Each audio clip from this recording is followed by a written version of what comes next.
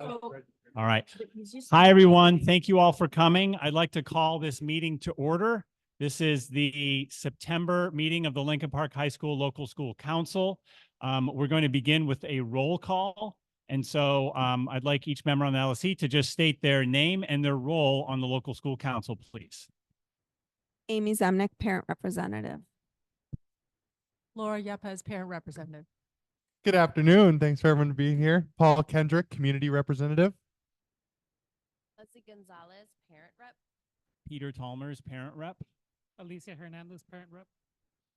Eric Lascano, teacher. Veronica Hurd, non-teaching. Jiley Taylor, student rep. George Gervillis, student rep. Catherine Talmers, student rep. Thank you. Okay. So we've completed the roll call. We are going to move now into public participation. And for those of you that may not be familiar, we allow anyone who has joined the meeting in person or online to make a public comment if they'd like. We offer 2 minutes and we do time that just to keep us on schedule. And also we don't respond during this time, but we take note. And if there's an action for us or something to respond to, we'll follow up at the next meeting or elsewhere. But for now, I'd like to offer, if anyone would like to come and make a public comment, you can just come up to the microphone, state your name, make your comment. And if there's anyone online, just raise your hand and we will promote you to be able to participate from there. So, okay, I have someone coming and then you can go next. Oh, yeah. One funny thing I'll just share is that the microphones are for the people online. They actually don't amplify in the room. So it may sound weird. We're not just play acting, though. So, Mr. Stryker, please. It is, well, actually, people online, can you just acknowledge, can you hear? Okay. Ms. Theus, I think you're hearing it. Is that right? Oh. Could someone just raise their hand if they're seeing it, hearing? Okay. Hello, can you hear hand now? raised. Thank you. Now? Okay. All right. Hello, everybody. My name is Kevin Stryker. I am in the language and literature department. I've taught in CPS. This is my 22nd year. Oh, I was going to pause for applause. And then my 18th year. And then my 18th year, this is my 18th year at Lincoln Park High School. I wouldn't be here as long as I would be without my amazing colleagues and of course our fantastic students here at Lincoln Park. My current student load for 5 classes is 156. Enough to compose 6 classes of 26 students each.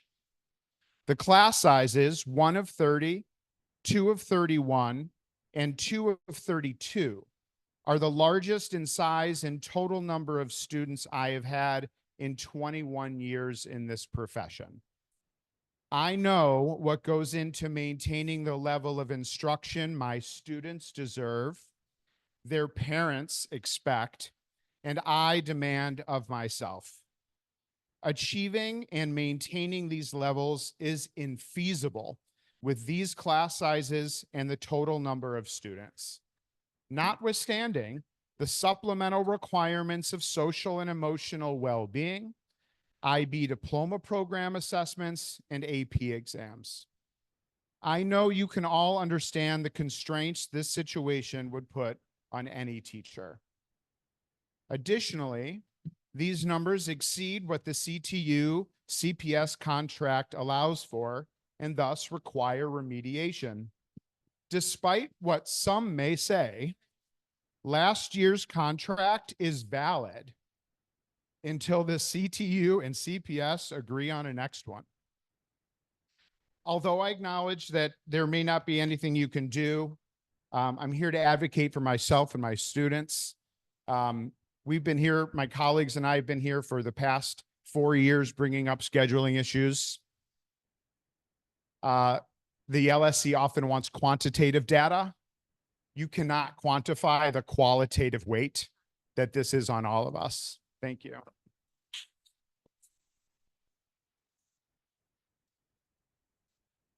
Thank you very much, Mr. Spiker.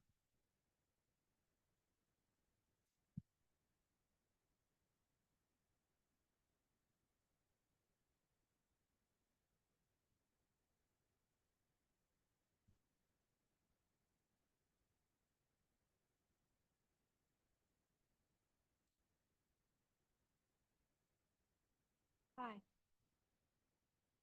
I'm a neighbor. Okay, and I have welcome. I have something. Could you just speak into the mic a little more? Thank you. There you go. And I have something that I've noticed. That was the bell. Oh, that was mine. Okay. We'll start. Hello, my name is Donna Hefton, and I'm a direct neighbor of Oz Park and Lincoln Park High School. Recently, an action was taken to cap the chimneys here at Lincoln Park High School. I don't think anyone noticed, but I did. I represent a growing group of Lincoln Park neighbors and friends, and we have some questions about this. For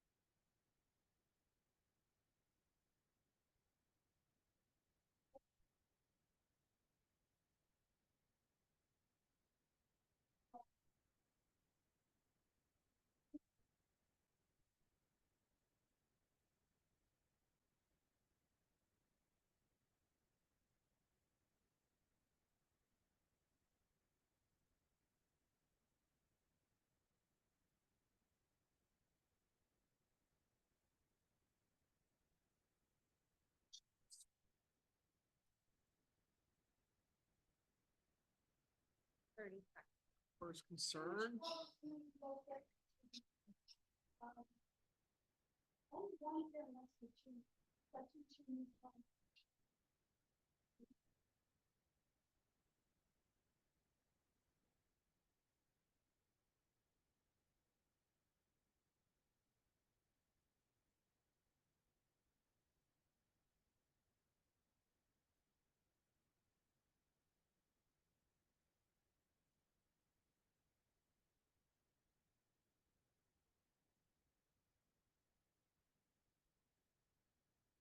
Thank you.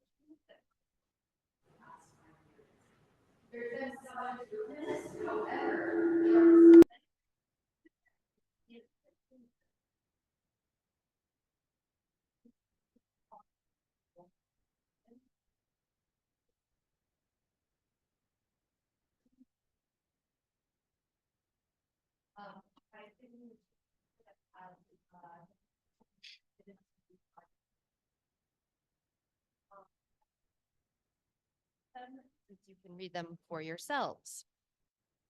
In terms of my course load, I teach 4 classes as department chair is my 5th class, and yet I have more students on my load than many teachers who teach 5 classes. In my classes at the start of year, I had 33 plus students in 3 out of 4 of my classes. 2 students were not registered for required class in their program, which as seniors, they should be automatically shifted into the required course that everyone knows they need to be in. Another one of my students was double booked 8th period, and so therefore missed a week of instruction in my class because they went to their math class. Students in, you can see here, there's some issues in terms of IEP loads and by students in the EL classes. The teachers of the EL classes have been overwhelmed with the number of students and the fact that EL students were not initially programmed into the EL sections. And there's continual shifting among these. I know that you can't necessarily do anything immediately, but I have two asks. One is that you listen to the teachers and take our concerns seriously because we are speaking on behalf of our students. And the second one is to follow through and ensure there's policies in place so that this did not happen for a sixth time. Thank you so much.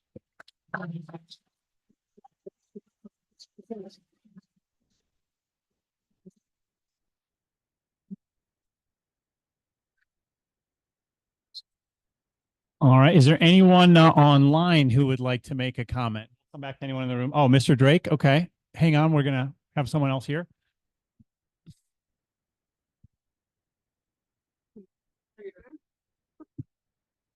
I have my own time. I'll keep it to 2 minutes. I promise. I promise. I won't interrupt you, but. My name is Paul Drake. I'm a math teacher here. I teach algebra and geometry honors. I've spoken on this issue in front of the LSC before. I've talked with Dr. Steinmiller about it for the past 4 years. Lincoln Park High School is trying to start a partnership with neighborhood elementary schools where 8th graders attend Lincoln Park for accelerated geometry and English classes. I taught gifted middle school education for 4 years. I feel very, very strongly about this program. For the 3rd year in a row, we have invited those students in without having the logistics in place to keep them safe. The 3rd year in a row, they are still not on our Aspen rosters. So there's no official record that they're here at Lincoln Park at all. So first of all, that means if you have a child in my first period geometry class, they're not in a class of 25 like it says on Aspen. They're in a class of 33. And if I have all my students there first period, I don't have enough desks for them. More importantly, since those students are not on my roster, I don't have access to IEPs, 504s, allergy information, official parent contact information, health and medical information. I can't take attendance and I can't enter grades. A parent approached me last week to inform me that her son is deathly allergic to peanuts, which I did not know because that information is available on Aspen. Some of these 8th grade students may have a history of seizures. They may have asthma. They may need an inhaler. They may have any number of health conditions. Some of them might have an IEP. They may have a family member with a no contact order, and I do not know those things. This is information I'm supposed to have before school starts. So when parents send their children to school, they should have the trust and the confidence that the school will keep them safe. And when a school has the information I described, they're able to do that. They can put those structures in place, but I don't have that information, and I cannot guarantee to those parents that I can keep their children safe. I've heard the argument that there are constraints on Aspen. I've heard the excuses about why we don't have Aspen access. Those excuses do not help me keep my students safe. These students, if we're going to continue this program, need to be placed on an Aspen roster at the beginning of the school year because otherwise we can't do this. Thank you very much.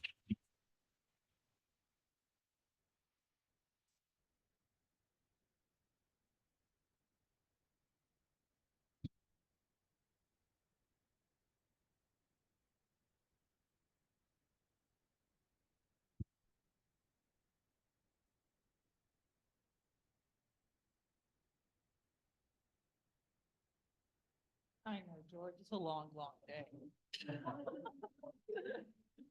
All right, George was one of my students in my computer science class. So. Peter. Yep, I'm Okay. good to go. Okay. Hi, my name is Amy Smith. I am one of 3, 4, 5 computer science teachers, and it's hard to keep up with us because there's only 2 computer science teachers who are full-time computer science teachers. The other computer science teachers are brought in from other departments. And that's been frustrating over the past 6 years when we've been offering what are called our Exploring Computer Science courses. This is a list of all of our computer science courses that we offer at Lincoln Park High School. This actually was brought to me as attention because Mr. Chalmers asked me, well, what do we have? What is Computer Science 101? And we actually have 3 different options for a Computer Science 101 based upon a student's entry. or interest in it. And I do realize this is very small print. I can share this with you on the full PowerPoint size. But students can opt into exploring computer science, intermediate computer science, AP computer science principles, AP CSA with, those are the three that they can opt into. Then we have AP CSA with Java, and an IB option as well that was started 3 years ago. But however, if you look at the last page, future courses, students want more courses. They want more options. We can't do that. If this is the teacher list that we had last year, I did forget Miss Wu. I taught 4 different courses. This year I'm down to 3, and I'm very happy about that. But it took a while to get to those 3. If we're going to grow our computer science offerings at this school, which I know we can because the students want it, then we have to look at hiring full-time computer science teachers.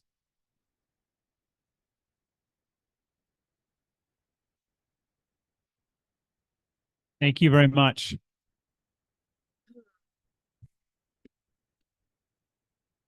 Anyone else in the room?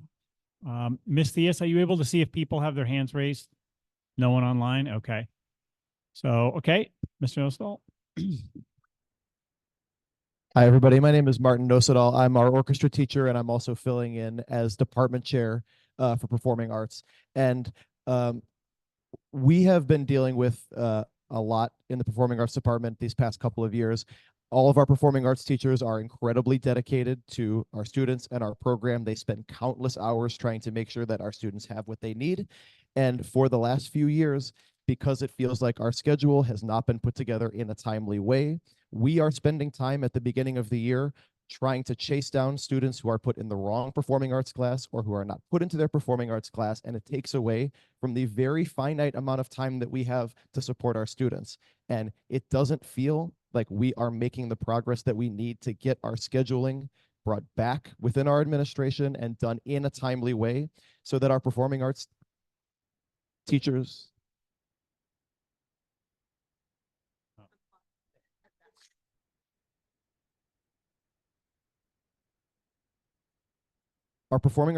aren't getting accurate schedules in a timely way that allows us to plan for our incredibly unique classes, which take a lot of planning. And so my message to you is, I think it's incredibly important that we fix our scheduling process, that the scheduling process happens earlier, that we troubleshoot earlier in the summer so that we are not in the second week of August moving classes to other rooms, moving classes to other periods. That's all I have to say. Thank you very much.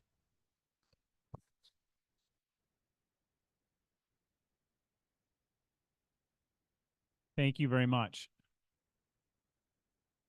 Anyone else would like to make a public comment at this time? Hi. Hi, my name is Fiona Madigan. In addition to teaching in the Individuals and Societies department, I also run the yearbook and teach the yearbook class. I want to echo a lot of the same concerns about oversized classes and that a lot of my colleagues said, because that's something that has impacted me as well. But I don't have a prepared comment really because I'm speaking off the cuff as to something that happened today. Today was yearbook picture day. Because of the lack of clarity with the schedule, the master schedule that the yearbook was given to help organize picture day was incorrect. We did not have access to a correct master schedule, which means yearbook students spent hours organizing barcodes, and myself on my own time outside of school spent hours organizing barcodes so that when the English teachers arrived to get their photos taken in the auditorium, we were able to give them correct barcodes so that they could get there. Because the master schedule was wrong, when English teachers arrived, rather than a cleanly oiled system that would allow them to limit the amount of class time they are losing to something like picture day, we had absolute chaos in the auditorium because we were just giving people absolutely random packets of barcodes because the master schedule was wrong. I don't have a clear ask for you. I just want to draw attention to the myriad of ways that these scheduling issues impact our students, take away from instructional time, and lead to additional stress for teachers that could be avoided. Thank you.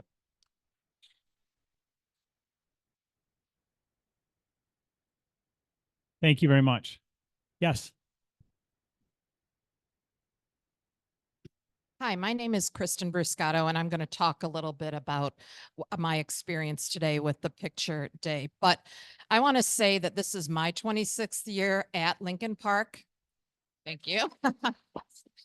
And honestly, I'm not sure I can endure that many more, to be honest. I'm speaking to address the chaotic school opening of this year, the fifth such chaotic start to the school year. Every year we get excuses on why the programs are messed up, and I'm sure we'll get more tonight. I'm speaking now because this has become the norm for our school, and it never, ever used to be the norm. And I don't like the fact that we're succumbing to mediocrity. We used to be a premier institution. We've always had phenomenal staff and students, and we're not getting the support we need from our administration. We've always had complicated programming. It seemed to be something that wasn't that challenging previously. It is now. I'm going to speak about my own personal experience with classes. I had a fifth period class of 34 students. I have never in 26 years had that many students in one class. I was told that it was being leveled, and the next day I walked in and I had 4 new students. So my class was up to 38. I waited for somebody to tell me that they were working on it. I didn't hear anything. Then I heard that Labor Day weekend was going to be when everything got fixed. I came in on Tuesday and I was up by another student. I didn't have enough desks in my room. Thankfully, Veronica found 4 and brought them up, but I still had 2 students sitting on the floor.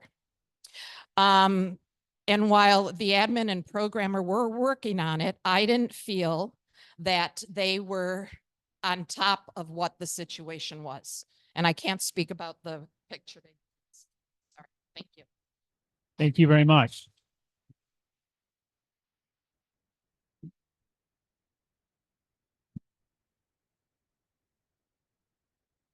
Hi, I'm Philip Kendall. I teach music and computer science here. It's my 12th year, 19th year in CPS. Thank you.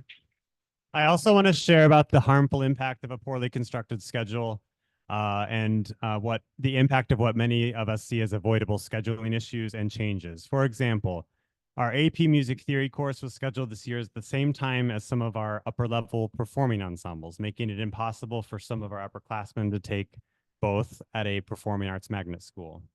Students deserve to have a stable beginning to their school year so they can form relationships with peers and teachers. When a student's schedule changes in the 2nd, 3rd, and probably 4th, 5th, 6th week of school, they have to start from square one, not only academically, but also socially, which in many cases is even harder. Every time our rosters change, we have to update multiple documents that we use to stay organized and effective. We have to familiarize ourselves with new IEP plans, 504 plans for which we are held legally responsible. With previous administration teams, a change to our rosters would be accompanied with an email or printed schedule in our mailbox, and changes would be effective starting the next day. Students would be instructed to follow their new schedule. This year, and for the past 4 years, our rosters change randomly in the middle of the day, which means many of our attendance records are inaccurate, and many students continue following their old schedules because they haven't noticed the change. It's all of these little administrative tasks that wear us out as teachers and rob time from our planning and assessment duties. We've given this feedback to administration year after year, and while there is always a reason for the issues, there doesn't seem to be a strategic management shift. Thank you.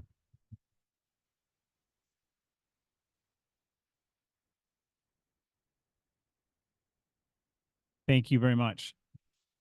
Yes, thanks. My name is Catherine Chaika. I'm in the Individual and Societies Department, and I teach this year a new course, U.S. History for English Language Learners. Many of our teachers, some who are ESL endorsed as I am, some bilingual, and some who came just out of support for the students, took time out of our day last spring to provide input on improving programming in courses for English learner students. As a result of the programming issues, I started the year with a class that was coded for English learners with less than 10 English learner students placed in the class out of 34. The ELL designation was completely ignored.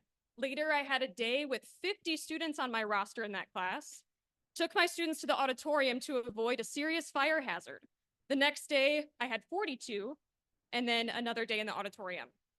Our ELL students are not only facing the challenges that the rest of our students are with schedules changes throughout the day, many of them can have a hard time reading their schedules that are in English. They're also being placed in teachers who, by no fault of their own, are ill-equipped to manage multiple languages at various levels in one room. I only speak English, just to be clear. Meanwhile, I have students in my class who are not English language learners that are still in my class because the other classes are so dramatically oversized they cannot be moved. Our students do not trust the school, and in turn, they do not trust their teachers. They don't want to do work in class. They don't want to participate in activities. And for some, they don't even have enough desks to sit comfortably in the room. It has fallen on the teachers to repair that emotional damage done, and I am absolutely exhausted.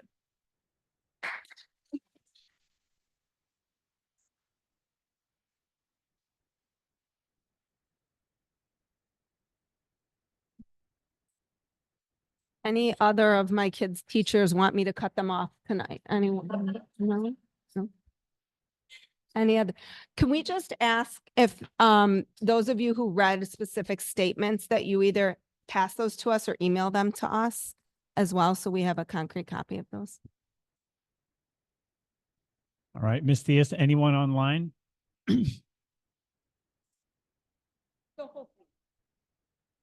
No one, okay. So no one online. Anyone else would like to make a comment?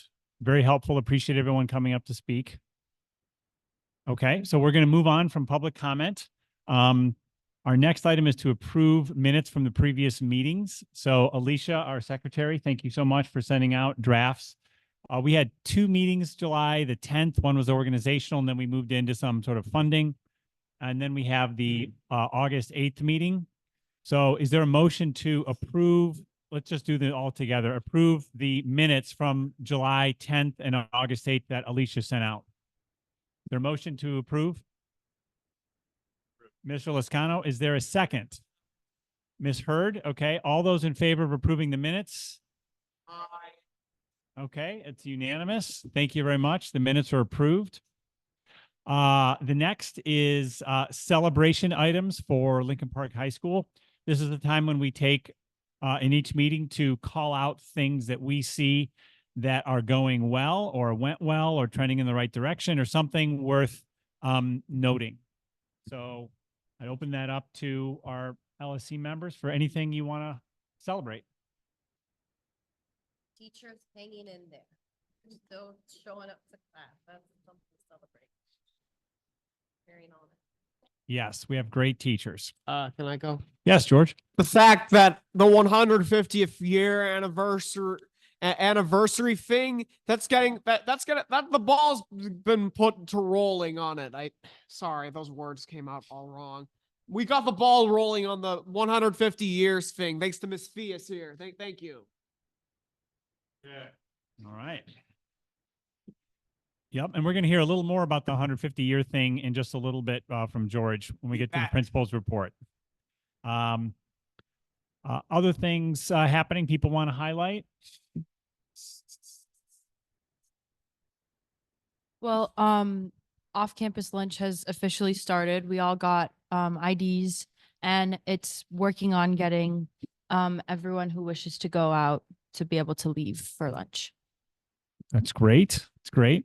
But if you want to stay inside, you can stay inside, right? Yeah, okay. But you can go out now. That's great. Football game on Friday, like 40 speak into the thing so people can hear it. The home game on Friday, is it something Colmar or can't remember the school. Gary Colmar. Gary Colmar. Okay, so the score was 40-0. And yeah, Lincoln Park won. So that was good. It's fun. Look out, Chicago. Yep. All right. Yeah, okay. I'll just highlight a couple things I've heard. I think we'll hear a little bit more, but just anecdotally from various sort of staff and teachers and students I've talked to is that there is there's a new cell phone policy that seems to be allowing students to really focus on instruction, which is great. Again, I'm just hearing initially. And the attendance policy, I think still, or the routing of people, students on and off campus is in process, but sounds like I've heard many people happy with the policy. Now we just need to implement it. But those are two things that were big areas of attention coming out of last year. And it's nice to see them being actioned now. We look forward to, hearing more. And one other thing I'll just say is I'm excited that in the area of athletics, we have we have a new athletic director that maybe we'll be able to say hello a little bit later, who brings a wealth of experience and skills to the school. So we're super excited about that. And some of you who attended the August meeting know that we created a second position for extracurricular support that will be athletics, but also clubs and things like that. So this is really doubling our capacity on athletics. And given the quality of individuals who have come, maybe it's more than doubling. So I'm very excited about that. So thank you, Ms. Wheeler, for all that. Okay, so those are celebrations. Let's keep on trucking. We have, let's see, LSC budget. I'm going to turn over to our budget chair, Laura Yepes, for some financial items. Hi. So we met on Tuesday. It's a standard or regular. We meet, I think, at the second Tuesday of every month. So anybody who wants to join in, you can join in virtually. So we reviewed a few things, budget transfers. I don't know if you can bring up the budget tracker onto the screen. Is it possible? The spreadsheet do you have that? Okay. So there's a few things that we were made aware of in terms of budget transfers. Primarily, there were transfers to support office supplies, as well as water for the nursing department, and then for some repairs. Those budget transfers totaled $82.40 and 98 cents. These were all minor adjustments there. They do not require LSC approval, but we do want to make people aware of them. And then the final budget transfer was for athletic transportation. This was for the amount of $5,000. Now, we did have a discussion about transportation when it comes to athletics, because as we know, we use those funds to really support the new position, the after-school coordinator. But we do recognize that there are going to be needs for transportation when it comes to athletics, particularly when we have equipment. And in this case, we had music and the football team that needed to use transportation in order to get to their meet or game. And then we will have other instances where it will come up where we will have to spend money for transportation when it comes to athletics.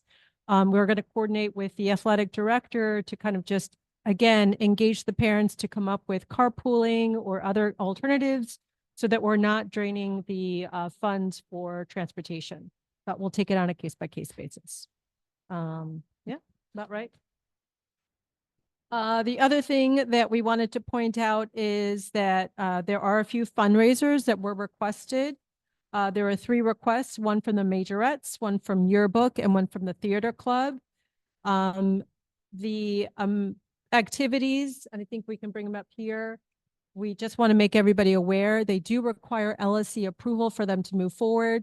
The first one for the majorettes, it's to fundraise, and they're hoping to raise about $1,000. And this is something that they've done year over year. The second one is for the Yearbook Club, and again, this is to pay for additional items to help put the yearbook together. And I think Johnston's is primarily selling advertising, and they hope to raise an additional $4,800. And those additional dollars would be used to purchase some equipment for the Yearbook Club, as well as student incentives.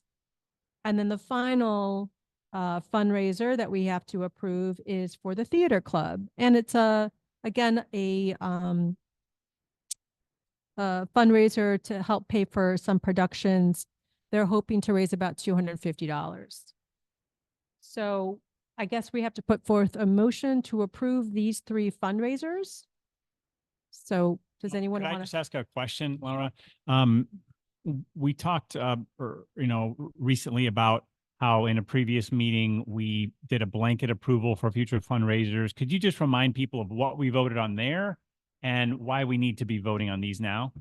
Yeah, that's good that you point that out because the last approval that we had was for athletic fundraisers. And we would like to put forward a motion after this one to do the similar thing for clubs and after-school activities so that they can still go about fundraising and have a blanket approval. They would still have to go through the process of submitting the fundraiser via completing a form and then report to us what kind of funds that they did raise and how it went to support their efforts.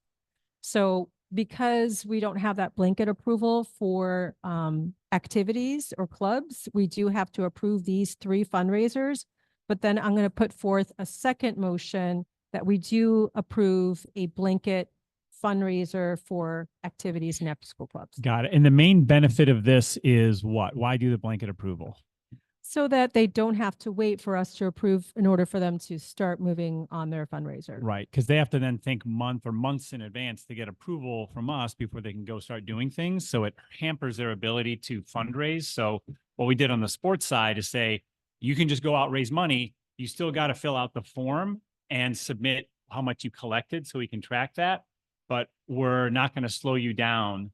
And so we're hoping that this will help build momentum among sports and clubs. So that's why we did it for sports. And we haven't done it for clubs. That's why we're going to vote on these three individually.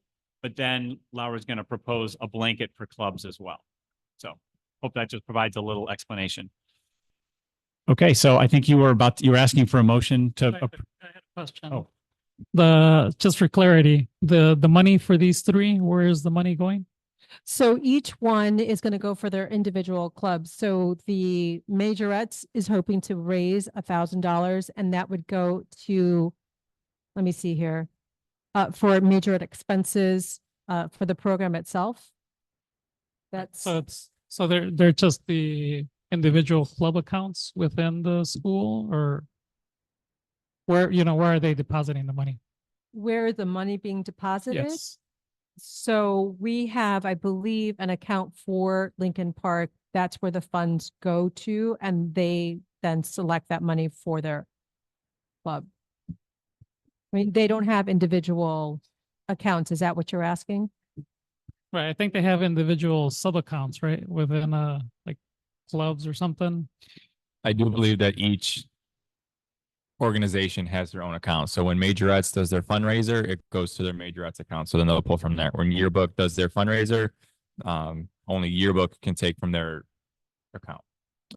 Or when Theater Club, only Theater Club. So I do believe that they all have their own string accounts attached that could be deposited for them. Okay. Just wanted to clarify, because with the sports, we were saying it has to go through a booster.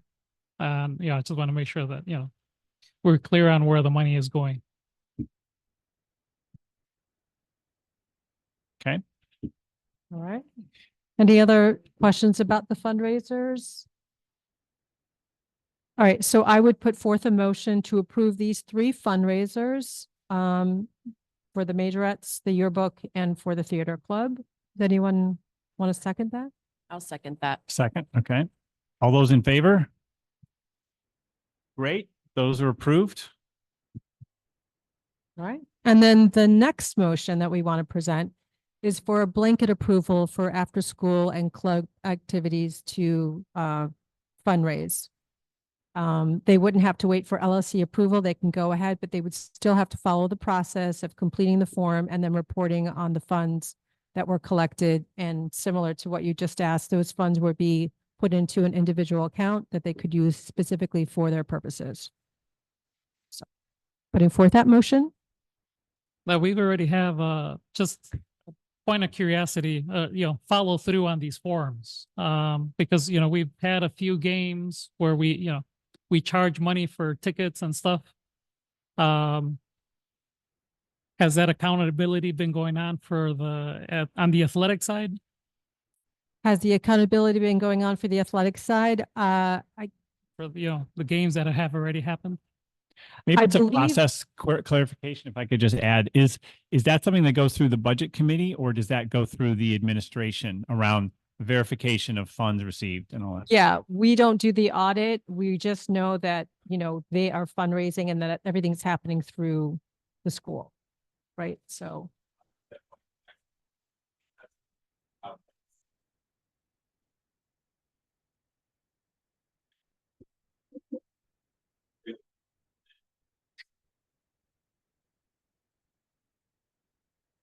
So we can make that a follow-up item from this meeting to make sure that that happens. So that's kind of where I'm going with this is kind of the same concern with, we have a blanket order of, okay, everybody just do whatever you want to do, but then we don't have any follow through. So I just want to make sure that we have that follow through even for the clubs or the other organizations. Yeah, they have a 10-day reconciliation process that they're supposed to be completing. But if it's something that, like, for instance, you're selling tickets for a program that continues to happen, you're going to have a reconciliation that happens on a monthly basis. So we have to just wait for Ms. Lopez to do that reconciliation. And then when we meet as a budget committee every month, we'll follow through on that just to see where those funds are.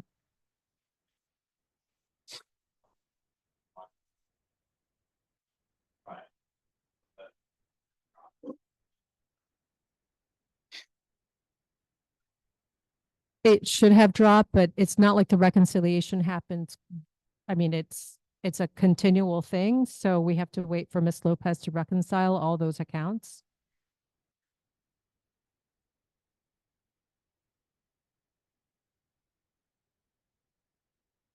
It's not like it's a rolling 10 days. She does the reconciliation, like, I think it's the third week of the month. Yeah. So just to clarify, in that example, August 30th, tickets were sold. The follow-up on that is the third week of September. Is that usually what happens, or? let me get clarification from Ms. Lopez on this. She wasn't on the call for our budget committee meeting on Tuesday. And I do know that there was another thing we were going to bring up as far as like the student fees that were collected. And it did say that the reconciliation was pending. So the person who reconciled was out of the office for 2 weeks. So again, we're waiting on people to do that reconciliation process. It could be based on whether or not they're available to do it. And, obviously reporting that information over to Ms. Lopez so she can put it into this budget tracker for us. Okay. I remember hearing about that person being out. So sounds like we have a follow-up really with Ms. Lopez around this process, the reconciliation. Well, yeah, she needs to get that information and she needs to review it with the person who's doing the reconciliation. Okay. But I do know that, it doesn't all happen like on a rolling basis. If we collect those funds, it's not like they're going to reconcile it the next day. They usually take all of that information and just dedicate it a week to do the reconciliation because it's a lot of work. Yeah. And so it's not going to be like she's stopping what she's doing and reconciling tickets for that Friday's game. It's going to happen usually during that same time period that they designate during that month. Okay. So okay, great. I can get more details on it. Maybe when Ms. Lopez is in the next meeting, we'll make sure to ask her what is her process for reconciliation. And she did even say to us the last time that we met was that maybe we should put in a second budget meeting to talk about what are the accounts post reconciliation so we can really have a truer grasp of the numbers. Does that sound good? You both? Okay, great. Thank you, Laura. So is there anything else on the budget front? Yeah, there are a couple more items, but did we vote on the Oh, yeah, blanket that was right. approval? We're about to vote. So I think we have a motion to vote. Do we have a second? Mr. Lascano? Okay, all those in favor? Okay, it's unanimous. Great. Thank you very much. Back to you. You got some other items. All right. So the other items that we wanted to discuss were, like I mentioned, the student fees. So again, this is not fully reconciled yet, but so far the amount that we've received from student fees, and this primarily happened during the first week of school during the startup process. We received a total of $226,800. That's what was collected as of August. And again, it was pending reconciliation. There could be additional funds that just need to be reported out once reconciled. Also just wanted to point out that, you know, the family income forms are being processed. They'll be loaded into Aspen. So any of those families who do qualify for having that fee waived, it will be updated in their Aspen profile. And also those who have yet to pay that didn't qualify for the waiver, maybe it's a reduced amount, whatever the case might be, all of that would be put into Aspen. And with the idea that we would then be reminding those families that payments are due. We will include it in the weekly newsletter as well as send individual emails. We just want to make sure we're on top of the communication for the student fees this year, since we are going to be heavily reliant on student fees. So just want to let you guys know that we Could I ask a quick question? Are you pleased by having 276,000 already? Is that good? Oh yeah, this is, I think this time last year, we only collected about, I think it was 150K, which was a lot. But then last year, we also split it up, 200 and 200. It was really that second semester where things totally fell off. Putting it all into one is a good idea, but then also processing those income forms to see who participate or who has to participate in those student fees and who can really be, you know, they should be waived, right? So putting all that information to Aspen so it can really help out with communication. So. Yeah. And then the follow-up communication reminders to parents is essential. So Yeah. thank you. Yeah. Okay. I think you had one other point you were about to make. So before you move on to the other point, you said that for the families that are getting the waiver, how do they can you repeat that again? How do they notice that they have a waiver or they don't have a waiver? On Aspen. Right. But what is it, like another line item that says It'll be a zero student fees balance waived? due. There's a section, I think, called fees in the lower left of Aspen. And when you Right. click on that, it tells you what's there. It Right. would be a zero balance for student fees. Is that what you're saying? Yeah, so there won't be any pending balance, right? There's nothing that's, Okay. it'll Want be $0 to there. clarify on what parents should expect on the Aspen. Yeah, those who haven't paid and did So not how- qualify for the waiver will have the $400 on their Aspen account. So how would you distinguish? I guess I'm trying to, how you would distinguish between, you know, somebody whose fees didn't get entered versus somebody's whose fees were waived.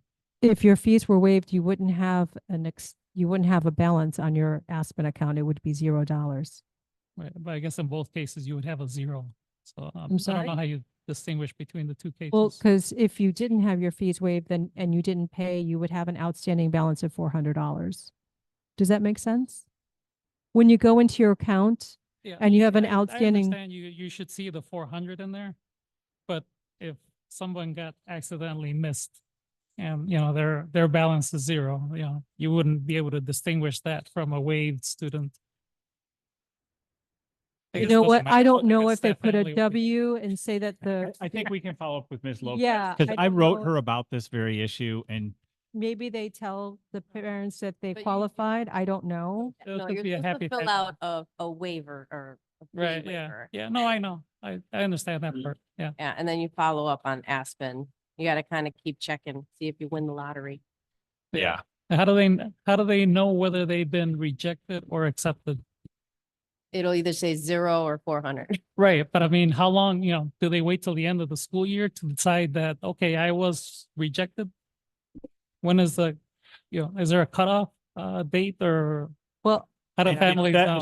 and what Miss Lopez wrote me, she said waivers will be applied by the end of October/November. So by the end of November. Yeah. Parents, guardians applying for school waivers should not submit payment until the family income information form has been processed. The status of the waiver will be entered into Aspen. So it sounds like for people applying for school waiver, they shouldn't try to pay anything until the end of November, sounds like, potentially October. But they will. We can try to get an update from her, Yeah. I think would be good. Yeah, maybe some clarification on that. Yeah.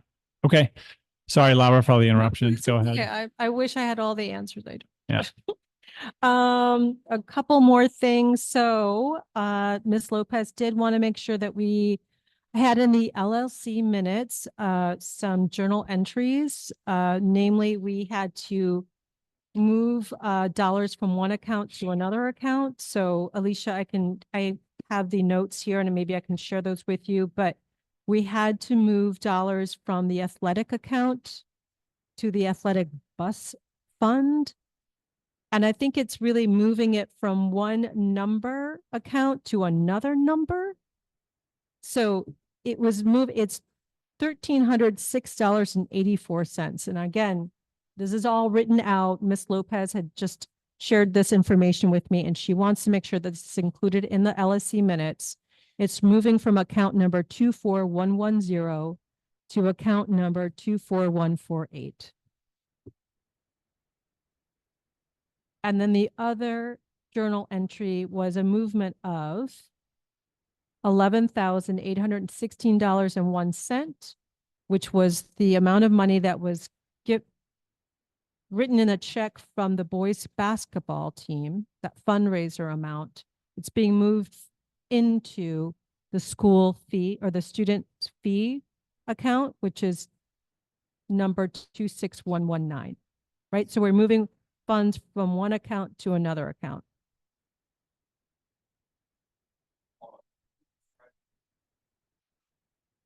The first one was $1,306.84. It's moving dollars from an athletic account to go into the athletic bus fund. And it's to clear a negative. So apparently there was an over expenditure. So we're moving athletic dollars into the athletic bus fund to clear out that negative. Yep. Was the amount that was a check from the boys basketball team of $11,816.01. Remember, they dropped off the check at the last LSC meeting, and that's being moved into the student school fee from last year of 2023 to 2024. That account number is 26119. Because we were yeah.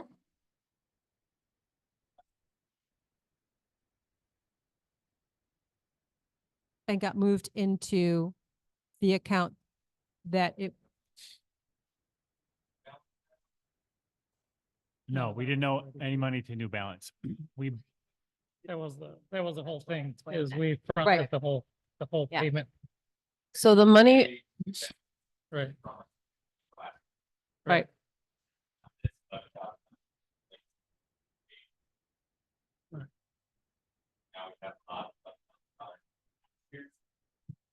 Yeah, so We that's, can- now this is going into the student fees, right? That's, Yeah, and that money carries over into whatever wasn't spent last year gets carried over into this year.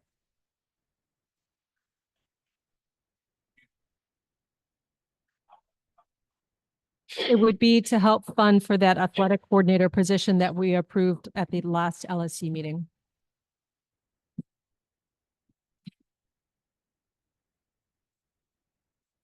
Oh, okay. So, the funds are being used to help support the athletic coordinator position that we approved at the last LSC meeting.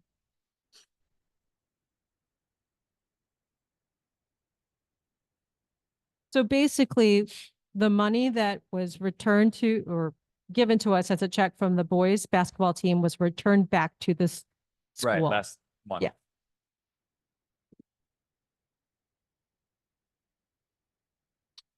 All right. I think just to be clear with everybody, the athletic coordinator is different than the athletic director. And the athletic coordinator is being paid through a decrease in bus usage and this now $11,000 return check is how this athletic coordinator position is being paid for. And did I illustrate that accurately? Yes.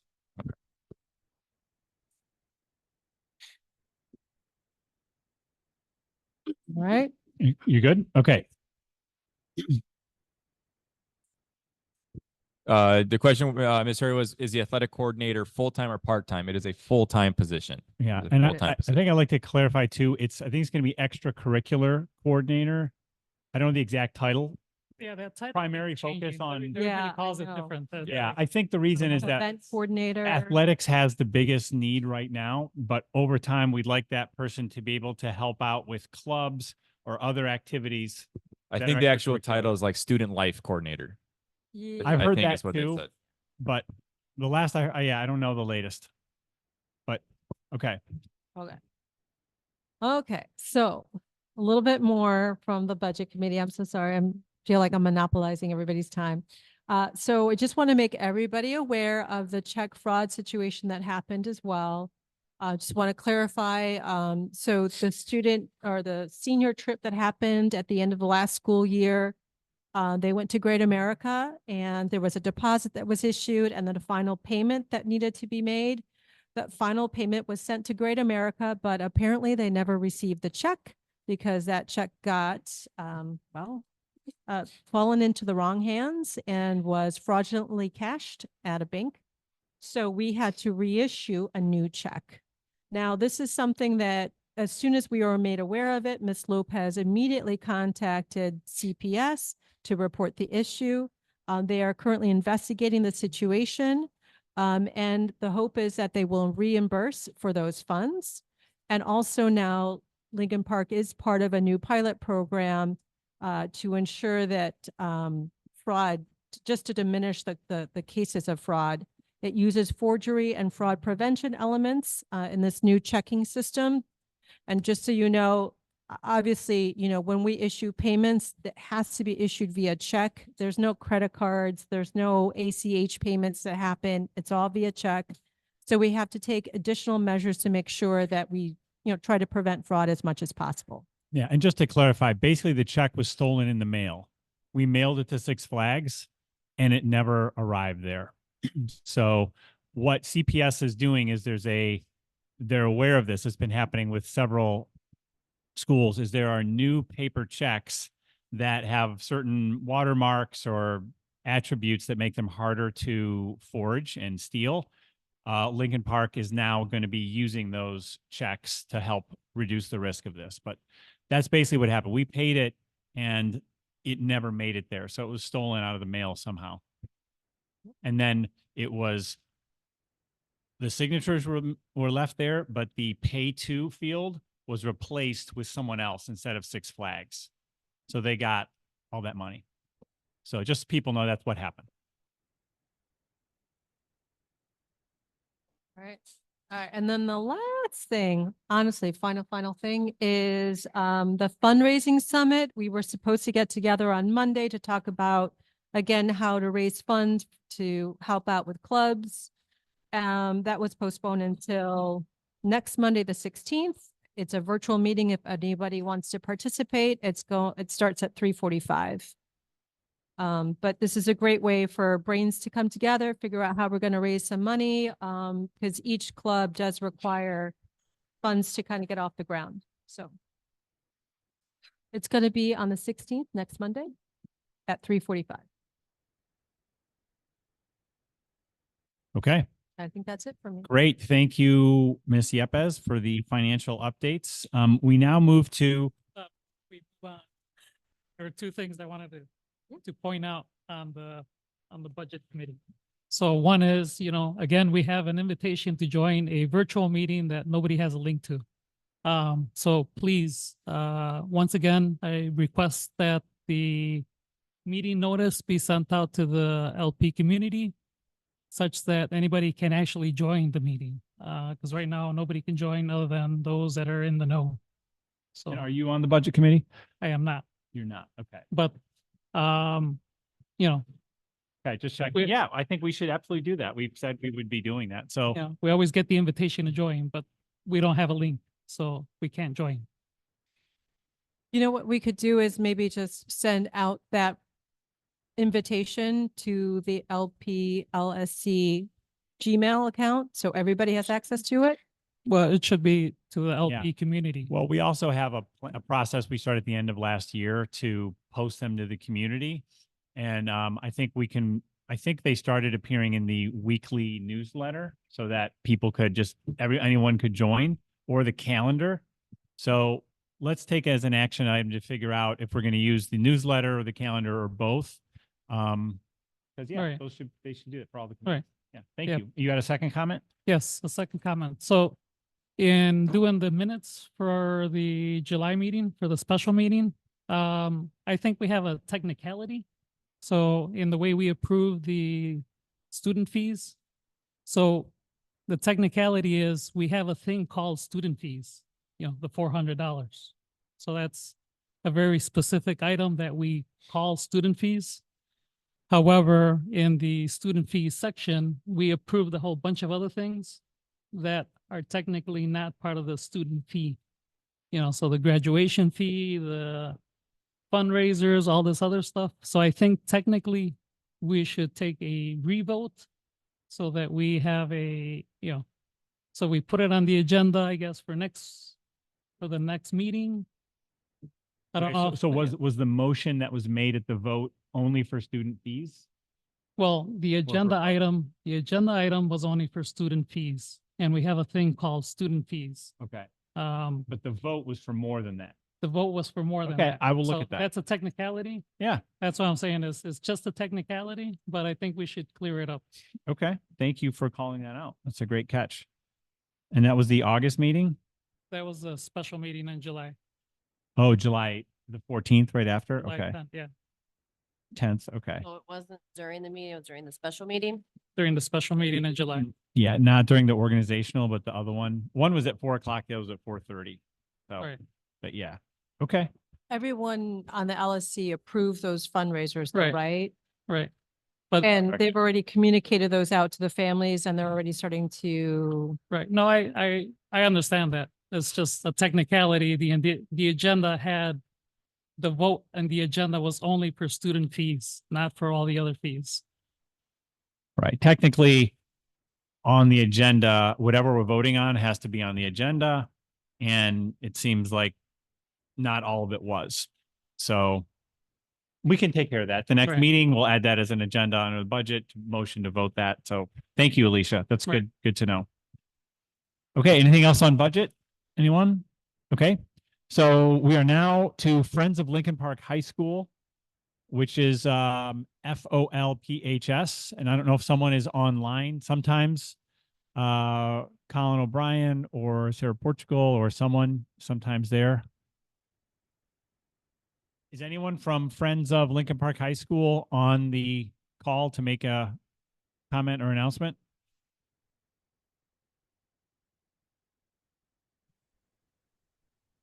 Hi, can you hear me? Yes. Okay, great. My name is Jody Bautel. I'm the new vice president of Friends of Lincoln Park. I have a freshman daughter and a sophomore daughter. Nice to see everybody. I just want to introduce myself, and this is my first LSC meeting that I'm attending. So if you have any specific questions for us, let me know. I just wanted to let you know, first off, we have 3 fundraising events that we're planning for this year. We're going to do the pledge drive again in mid-October. We're going to do the winter trivia contest, parents night out. We had that last year. I don't know if you guys went. We're doing that again as a winter fundraiser. And then we'll do the spring gala again, probably in April. So those are the 3 fundraising focuses we have for this year. But otherwise, just really here to say hi and let you know I'll be kind of the liaison from now on to the LSC, and here happy to help as much as I can. So please let me know how to make the most of your time efficiently and if you have any questions. Thank you, Jody, very much. I'll just say welcome to the LSC, your first meeting. Congrats, and thanks for your help with Friends of Lincoln Park. I think the one thing I would say is, as you come to these, is informing us of sort of what is happening. Also a little just overview of what these are, why we're doing it, what we hope to achieve. Because I think there's often not an awareness of like, what's our financial goal? How many people we trying, how much money we trying to raise, how much we hope to get from here and there. Just whatever color, you can paint at a high level for us, I think would just be informative. So that would be one thing, just looking ahead. Okay, great. I can, let me give you a 30-second flyover on a couple of things you touched on. One is I noticed earlier in the meeting, you guys had mentioned, this is you, obviously, you guys certainly, and us too, get a wide variety of requests for funding and sponsorships, everything from groups that will only be benefiting a few students to something that's much larger for the whole community. One thing we touched on at the very end of last year, I was involved with it last year, wasn't the vice president, but attended the meetings that we're trying to do is Sabrina was a wonderful president, and kind of, had to manage a lot herself. This year we have goals that we too are going to try and receive these requests and make decisions in a more formal way. So what, kind of what are the parameters around the request? What teachers bring or staff members bringing it to us? What students will benefit, how many, who else is going to help sponsor it? We're trying to sort of get more of a formal way rather than just saying, this sounds like something great, let's approve it. So we too are trying to kind of move into the next generation of making this a little bit more process heavy while not bogging down the flexibility of a friends of role, because really one of the things we can do is react rather quickly. We have a little less red tape that we have to go through. So we want to maintain that flexibility, and the support of the staff and the students is the main goal. Enhancing the school, enhancing everyone's life at the school will continue to be, the main role for us. I think one thing that is, and I'm chairing the spring gala as well, one thing I think we also need to do is sort of look at the bigger question of what is the role? What are we fundraising for?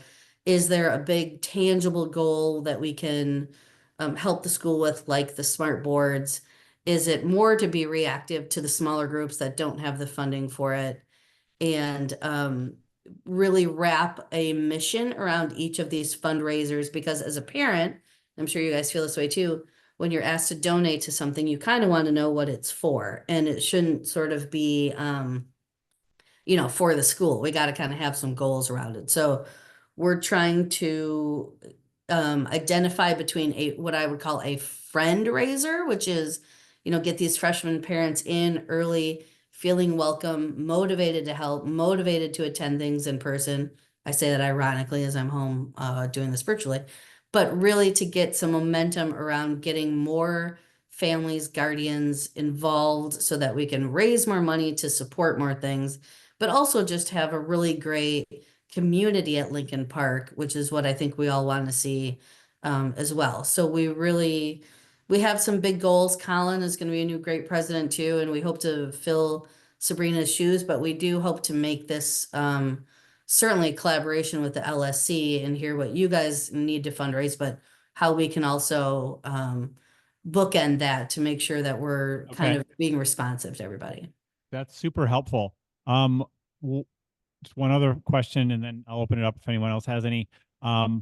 Do you have a wish list from the school? Like if someone were to walk up and say, here's $1,000 or $100,000, would we know where that's going, or is that being developed right now? So Dr. Steinmiller is at our meetings, and he kind of lets us know what the big things, big ticket items that the school would like to see in the community versus departments or chairs. We're trying to really, one thing I really think is Lincoln Park is has a great benefit of being in a neighborhood surrounded kind of by what I would call high wealth and a motivated neighborhoods to see the school do well. And what we really need to do is pick some big ticket items that I think you can hear my dog, that we could spot check large dollars for. And then, but what we really needed from Dr. Steinmiller is what he needs this year. And I'm not sure that they've gotten an exact list, but I will find out as we meet next and report that to you guys, certainly.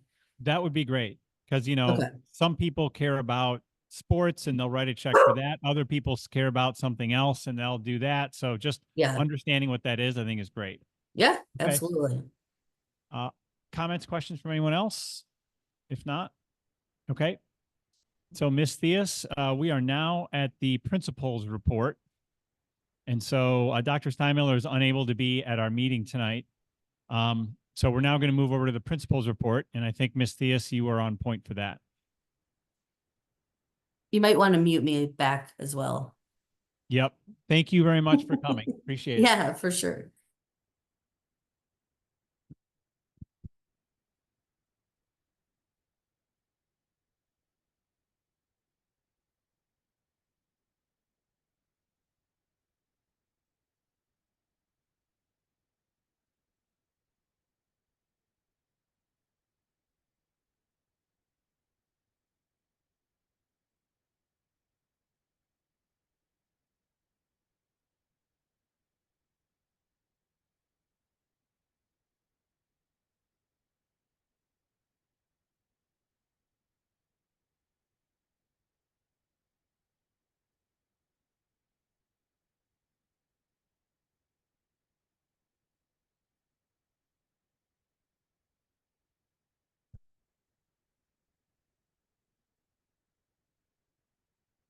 Yeah.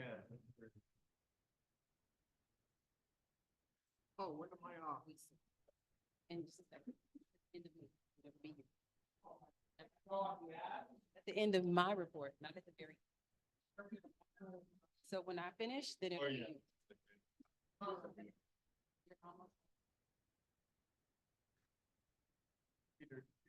Check on what Q&A. Yeah. Ms. Theus, is there just saying a question in Q&A? We tend not to answer.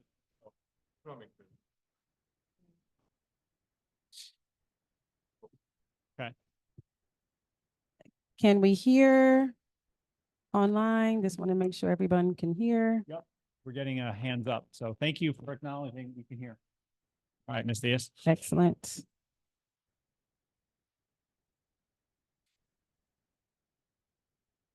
Okay, so Dr. Steinmiller sent his principal's report. I'm going to go through the highlights of it. And are you going to be presenting anything here or no? Let me present. Okay. Yep. No problem. Triple duty here. Hold on.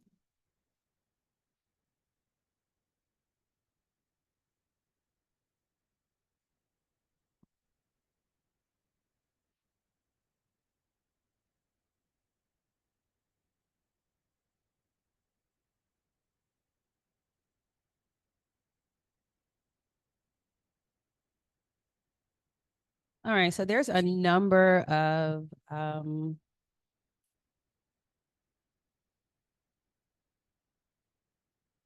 get back to it, close some things out.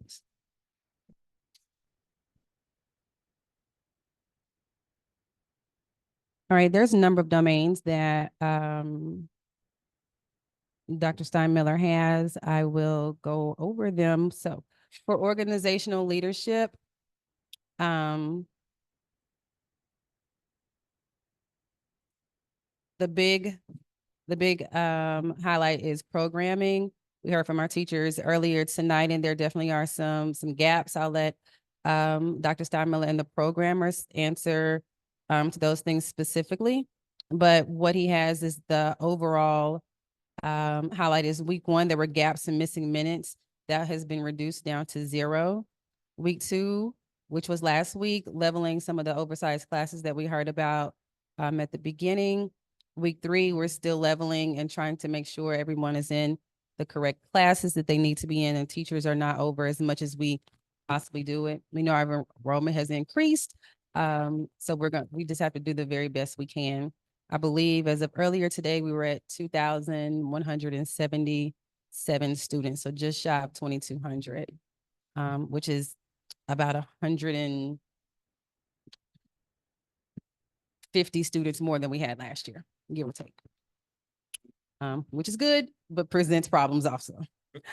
Some concerns. It says the CTU has been asking students, teachers to come to the LSC meeting. So they came tonight. We need to improve the timeline on building student schedules. Some of our DL schedules had quite a few errors. They're working to correct those. Most of them have been corrected.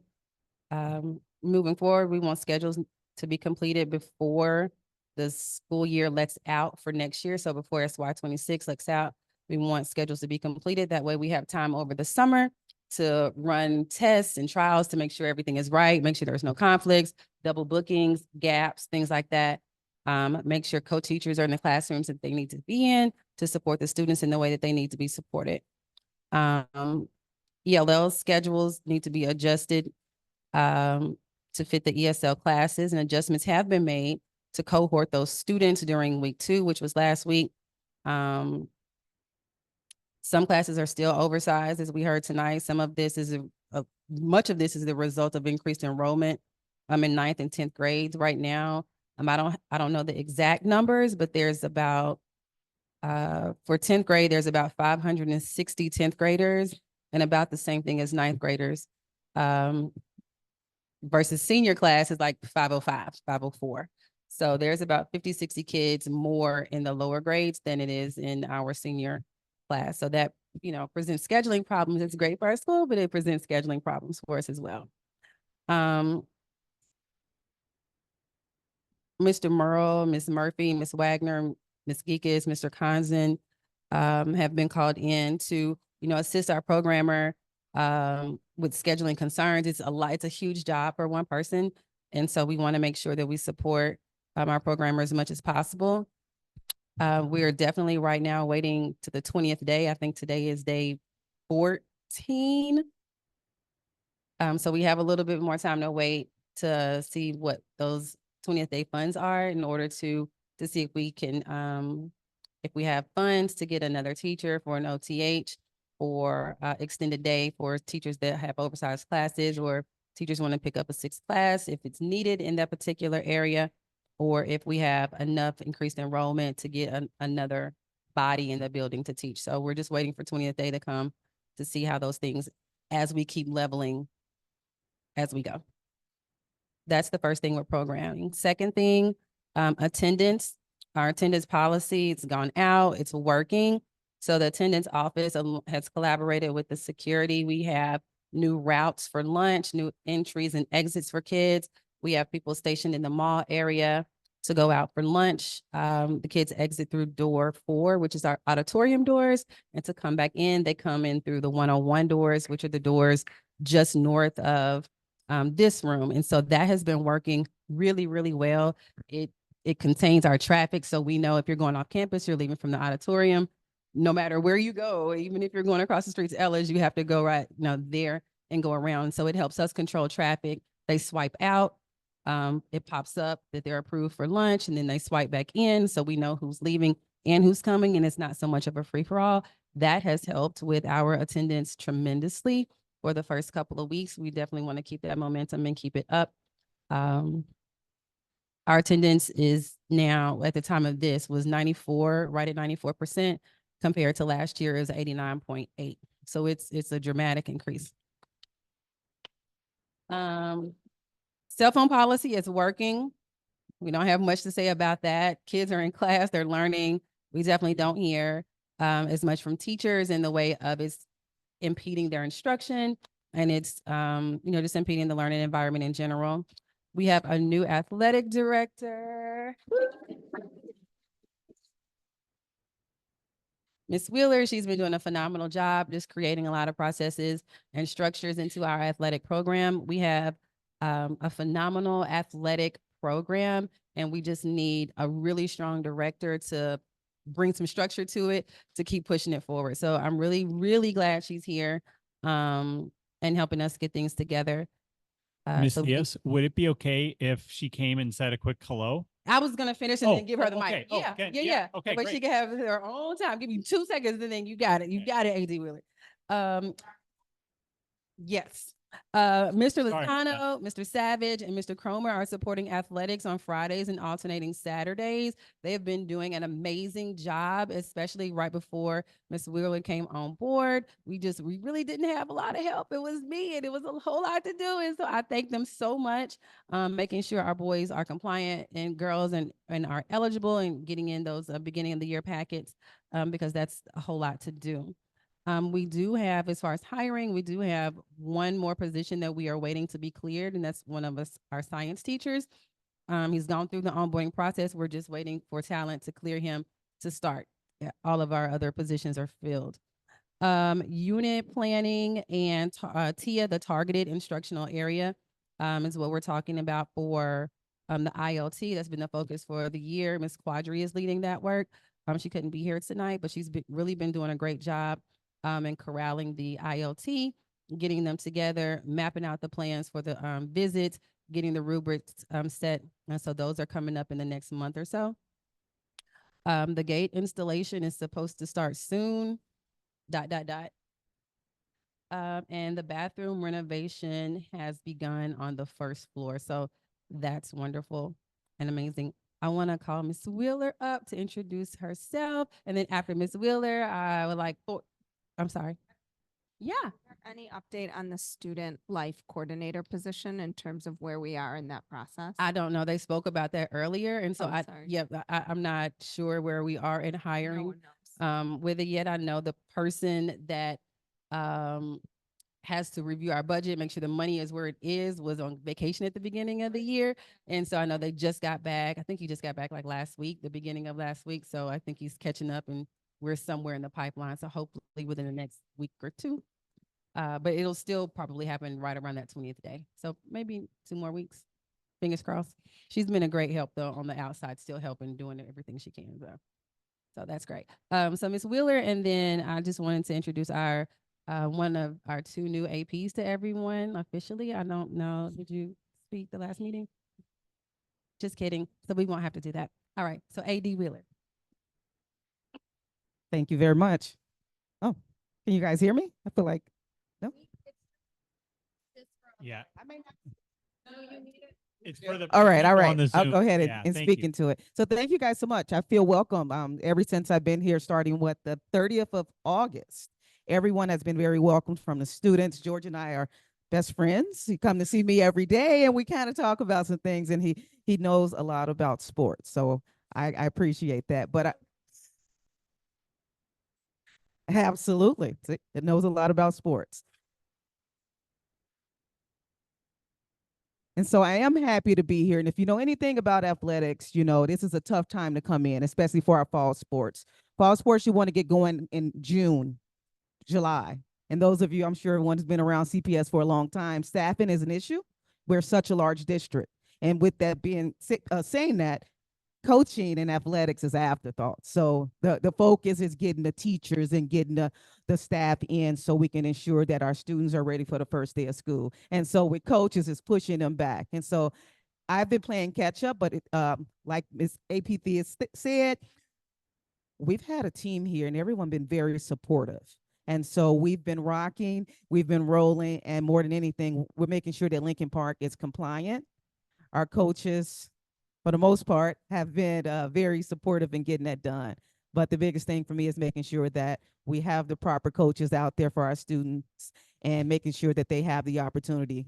We do not want to cancel programs, but we got to make sure our coaches are out there, and they should be out there. So I'm happy to be here. I look forward to growing the programs. I look forward to getting more people involved, raising the team spirit a little bit, but give me a little time because I just need to make sure that our programs are in a okay status. So, great. Can I thank ask you you a guys. question? Thank you so much. I love that. So, you know, you shared a nice note to the community about your background, different experiences. So you've worked in CPS in the past for, you know, overseeing elementary education for the district, right? So now you're coming to Lincoln Park High School. Some would say, hey, that seems, you know, like a smaller job. Why wouldn't you do something else? I'm so grateful for here, but can you comment at all on why you came to Lincoln Park?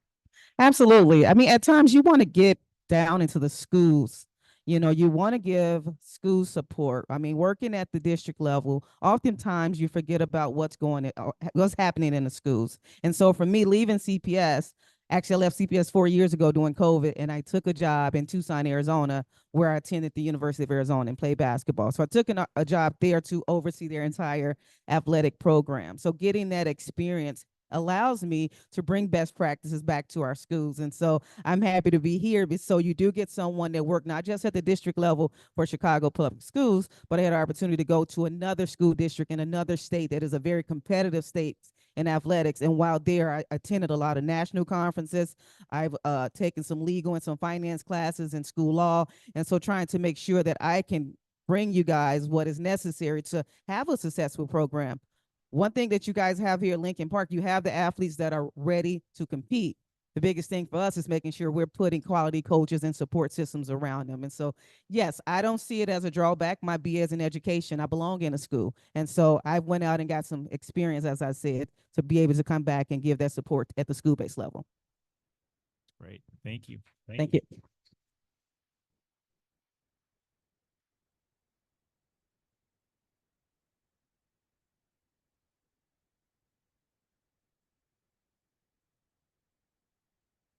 All right. So went over the highlights. So when in the actual report that you see on the screen that Dr. Steinmiller sent over for instructional leadership, we talked a lot about programming. Currently I believe we're at 2177 students. We were projected for 2077, so we're well above that. We've been partnering with Friends of and the boosters. We will continue to do that. One thing that was, I think, mentioned earlier, and it's definitely worth highlighting again, is our OST budget, and OST is out of school time, and that's what goes to support our clubs. We have had like over 70 clubs. I'm not sure what that's going to look like this year. In the past years, we've gotten over $300,000 to support clubs. This year, we're at $84,000, which is a drastic drop in funding. And so we are not able to buy supplies for clubs this year. It is all going to pay for personnel, the club, the person that's over all the OST clubs and security for the clubs. So we won't be able to really purchase any supplies this year as we've done in the past. And so that's, definitely going to impact the student experience when we're talking about clubs. We're trying to think about what we can do creatively to still support them. We've gone back to the district again, like 2 or 3 times to ask for more money. And I think Ms. Sepulveda is partnering with them to see what we can do about the supply portion. Fees are still coming in. We've collected about $200,000 in fees. So that's a good start. We're going to continue to keep pushing out in the newsletters to keep it on like the top of mind for families. I know it was mentioned earlier, if families thought they qualified for waivers, that they did not pay the school fees, those have to be entered individually into whatever system that it goes to. And then the system will tell us if the family is approved for fees or if they're not approved for fees at all, and they have to pay the full $400. If the fees are partially approved, which means they would pay the $200, or if they are totally approved, which means they would not owe any fees and everything is waived. And that will be done at the end of October, at the end of first quarter, just to give the team time to get everything in, because it has to be entered manually and individually. I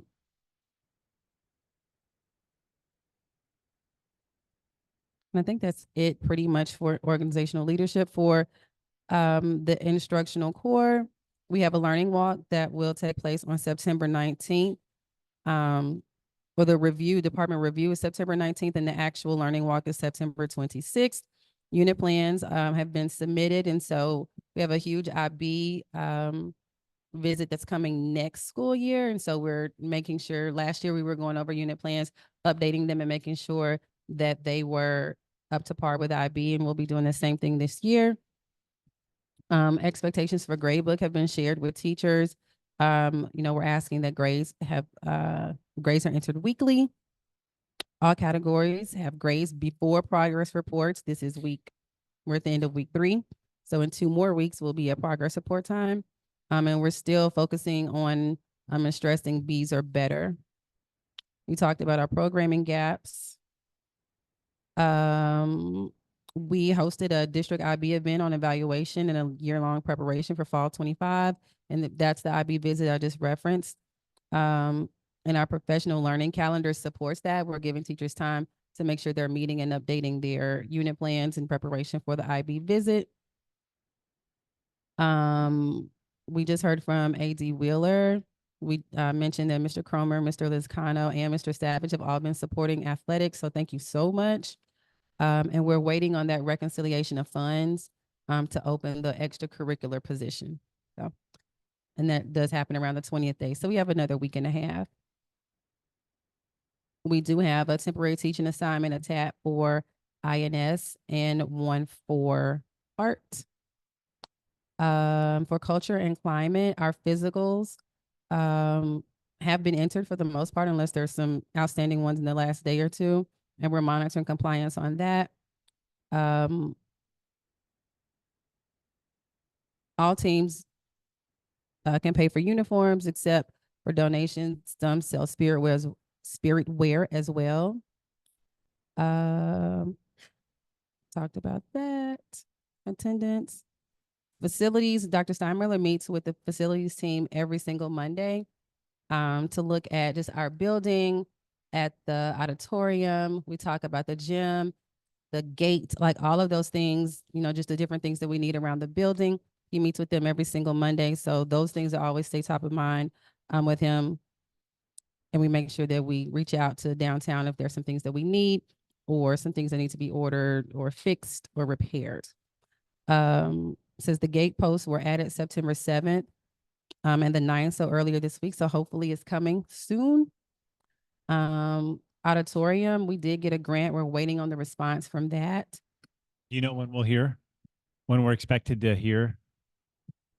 I just heard this fall, so I didn't know. Okay. Yeah, I don't know. Okay. They move very slowly, very, very slowly. And we've been getting a lot more requests to use our space for different events, different departments want to meet here. So that's going on a lot this summer and over this the first semester. I know I've been tagging Veronica and things all the time and letting her know that, hey, we need this room for this. So, you know, have the team set up. So those are some of the things that we have going on. And I think that is pretty much it in the principal's report. Okay. Any comments or questions? I had one I wanted to ask. Sure. Do you have an understanding or a thought on why the schedules are kind of where they are this year? I want to let Dr. Steinmiller and or the programmer speak to that. Like, I don't. Okay. And with the clubs, Mhm. so did we know that we were going to have a drop in funds that drastic from $300,000 to 84? Not that drastic, no. We knew it was going to drop, but not like that. Okay, so we lost $216,000 that went toward a bunch of things. So that's significant. If friends of you're listening, that's something. Well, but Peter, also if I could interject, I mean, we did talk about this at the end of last school year, that the OST funds were likely not going to come back this school year. So we knew that was going to be a significant hit and that we would be really relying on other sources of revenue to fund extracurricular activities. Yeah. Okay. Yeah. And to be honest, next year, I don't know if we'll even get the 84. We may have to pay them. Yeah. Yeah. So so with the clubs, we were saying we don't have enough money to pay the sponsors for all those clubs. So, you know, one thing I've heard is some parents would be willing to chip in to pay a sponsor so the club can happen, because a lot of kids use this for college applications. You know, I'm the head of this club or that. Is there a thought to reach out to parents? Because I just wonder, how will people know what clubs are going to be around and which ones aren't? And for those that aren't, how do we invite parents? Like, unfortunately, our budget was cut, but if you want to support this, so that's just an idea. Yeah, if a parent wants to sponsor a club, they can totally do that. They can go through the volunteer process and get cleared as a level 1 volunteer, and a parent can sponsor a club. If a parent is like, I don't have the time, but maybe I have the resources, then that's something that we can talk to Ms. Lopez about to see how we would do that, get those donations in to support that specific club so that club can happen, especially if the club knows, okay, it's going to cost X amount for the personnel.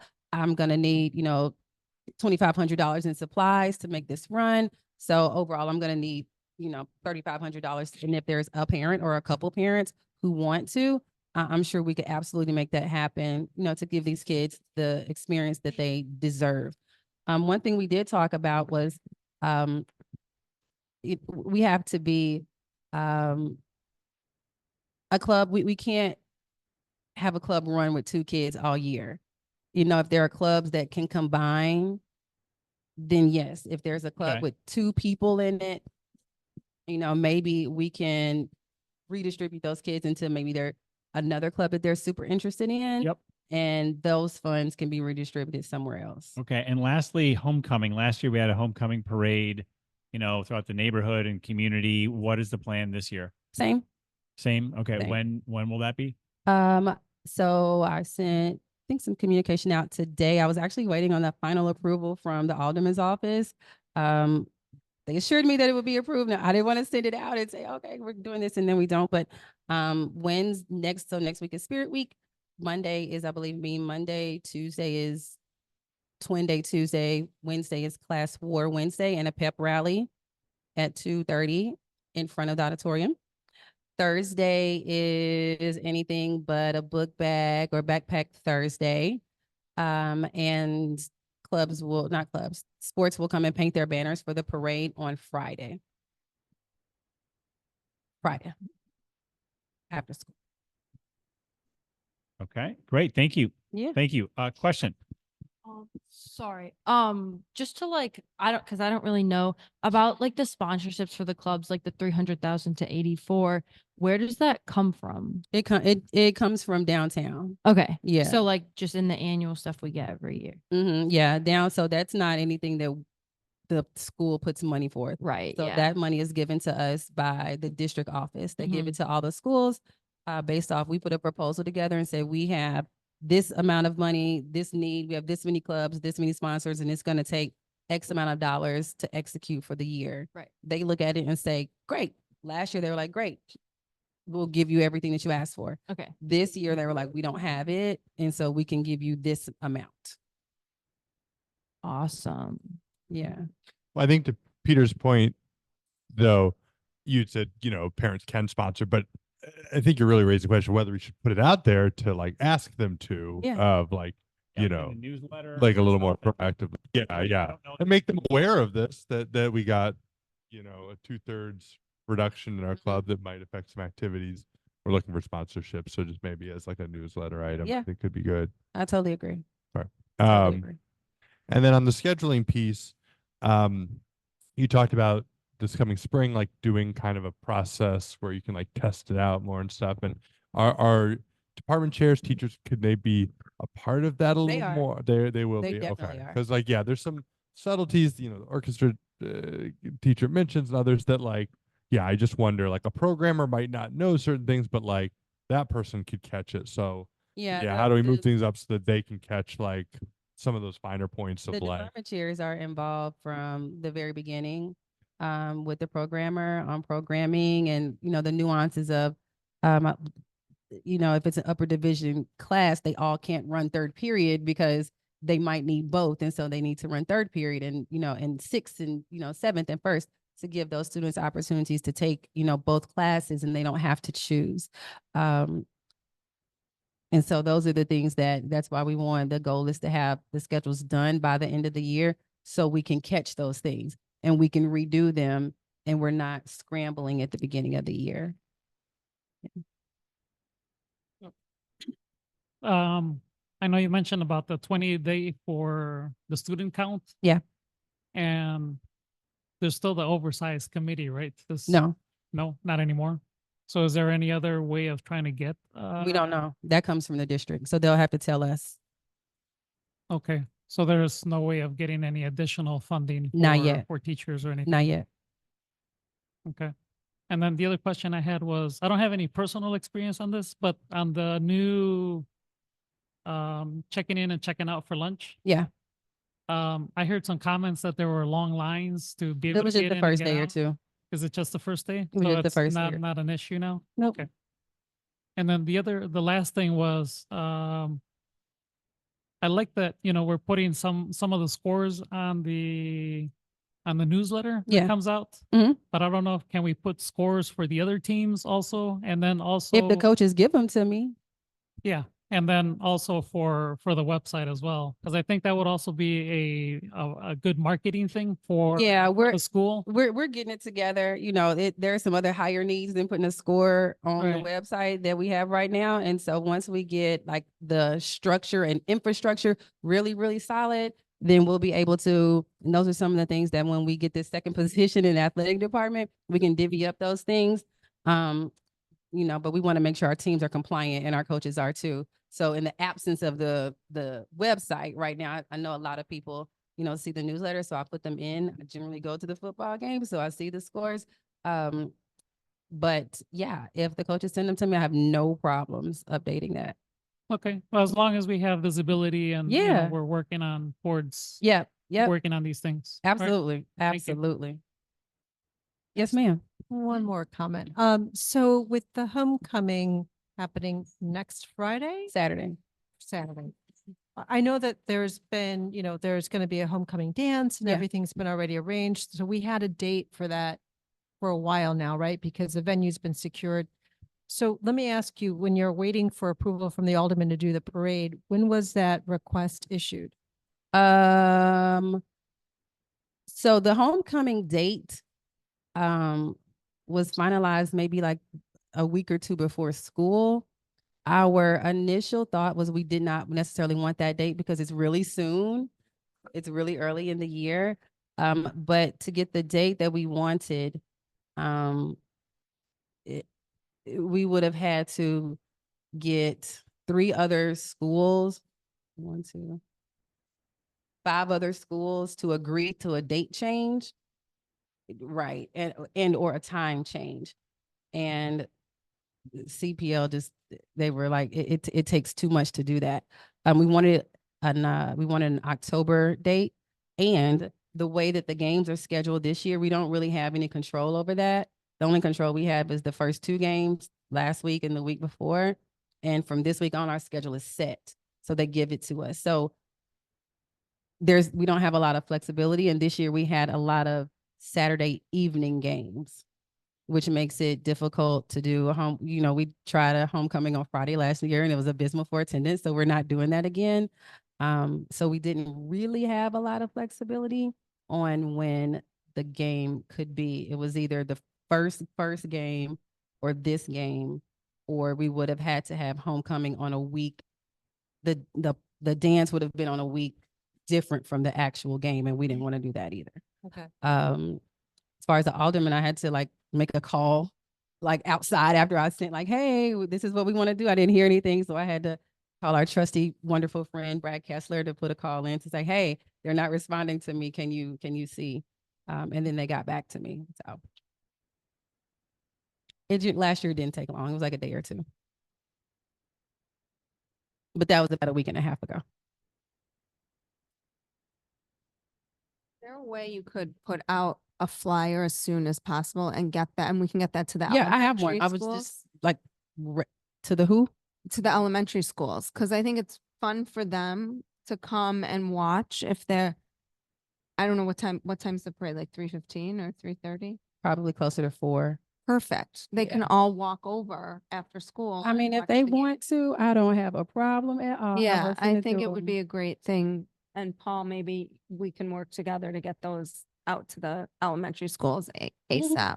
Yeah, I think I have all their principals on the listserv.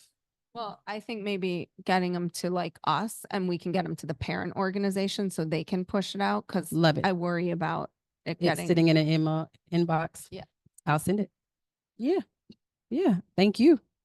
I just have one question Yeah. about the student fees and when they get approved for Yeah. getting them waived. When they get waived, does the school still get the funds from district, or they're just gone? Gone.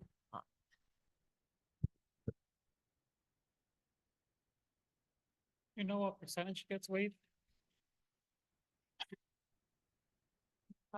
Yeah, somewhere between 30 and 40% from what I can remember. It's pretty significant. It's pretty significant. And it hits us hardest at the end of the year for graduation. Okay, great. Well, thank you for your part of the principal's report. We have, I think, George next. Yes, we do. Okay. George? So, Let me pull up a live. and do you have that, Misty? You do? Thank you very much. This is quite exciting. So George, I'll just say, has been doing significant historical research on this building and this school going back to the Great Chicago Fire and sort of how we are today. So he's I'm setting up the stream. sure. So he's going to share with us just a couple thoughts on this based on his report. He asked this last month if he could come and present, and so this is valuable information for us.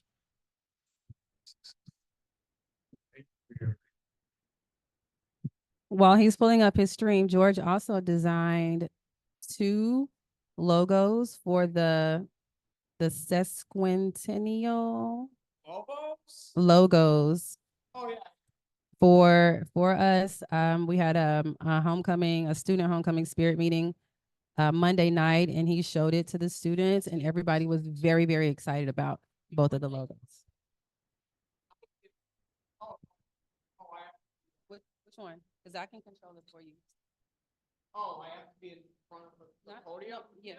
Or you want to go over there? I want to be in front of the screen, but all right. Go ahead. Okay. I'll tell you when to start recording. Okay, I got you. If anybody asks to join the stream, tell them that don't allow them because it's It's a duel. I got you. Yeah. okay. Again.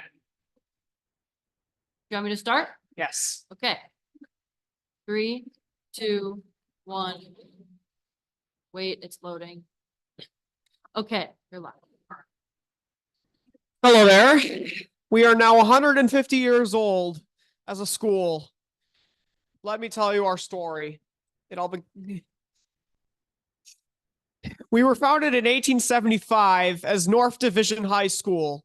These guys right here, they were the football team back then. Then in 1900, when we moved into this building, we became Robert A. Waller High. And in 1979, we changed to what is now Lincoln Park High School. We've been through 3 centuries of key historical moments in both Chicago and American history from the 19th century to present day. What follows is a review of key moments to better appreciate the historical context and background of events that this school has seen.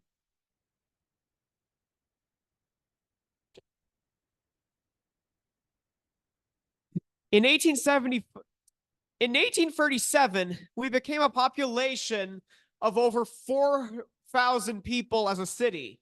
1855 saw Chicago City Council found the first high school seen right here. That was designed by Gothic revival architects. 1860s saw the Civil War. And in 1869, we swore in Ulysses Simpson Grant as the 18th president. Wait, no, his middle name wasn't Simpson. But in 1871, the Great Chicago Fire devastated the city, destroying over 17,000 buildings. Here is where we first started, at 1130 North State Street, North Division High School, where there is now an abandoned Barnes and Noble. When Chicago high schools started to get overcrowded, 4 high schools were established, with the Chicago High School being one of them. North, West, and South were established, with East becoming what was the 1855 Chicago High School. Go on. It started in, wait, go back. It started in 5 classrooms in the old Sheldon Public School right here. The first graduation ceremony was held in June of 1876. Yes, this is a program from the next year, but we held it at the Chicago Avenue Church, which is now the Moody Church, nearby the BP gas station and the Chicago History Museum. Here are some key events in the history of America and Chicago, mostly dominated by Alexander Graham Bell and Thomas Edison's inventions. In 1884, we moved into the Reuben Salazar School building of today because of the overcrowding at the Sheldon bilingual. Wait. The enrollment of NDHS, which is what it was called because it was called North Division back then, grew steadily over the decade, and then they needed more space, so they moved into a building at Wells and Wendell, which is now the Reuben Salazar Bilingual Center, which had 14 classrooms. And after LP moved out because of after 15 years it being very unsustainable because of the poor conditions for students and teachers alike, being a health hazard, the James Sexton Elementary School moved in, and then Reuben Salazar moved in after them. Here are some key events: Coke, Huckleberry Finn, the Kodak box camera, the World's Fair in 1893, and the Pullman strike, resulting in Labor Day. Go on. Robert A. Waller High School was renamed for North Division High School was renamed to Robert A. Waller High School in the turn of the century. And at a cost of $135,000 to accommodate 1,000 to 2,000 students at the corner of Orchard and Center. Center would be renamed to Armitage, as it is now. This building was built, and we have lived here ever since. In 1900, we renamed ourselves to Robert A. Waller to turn over the new leaf. And students hated it so much that they would still refer to themselves as North Division High School for the next 10 years.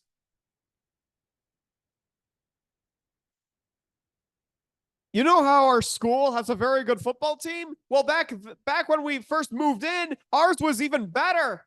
We won state championships in 1902 and 1903, especially 1903, our team was legendary with Walter Steffen at the helm of quarterback. We beat prominent college teams of that time, including the University of Chicago's Maroons, Northwestern's Wildcats, and the University of Illinois' Urbana-Champaign Illini. Walter Steffen was inducted into the Hall of Fame of college football in Atlanta, Georgia, back in 1969. And we won the championship game in the 1950s for the national prep title by knocking off the Brooklyn Boys High School with a score of 75-0. Go on. In 1909, our JROTC was founded for Waller High School. Go on. Here are some key events. Comiskey Park and Wrigley Field were both founded. The car for the Model T car that was invented, and women got to vote for the first time, as well as the 1903 Wright brothers plane. Go on.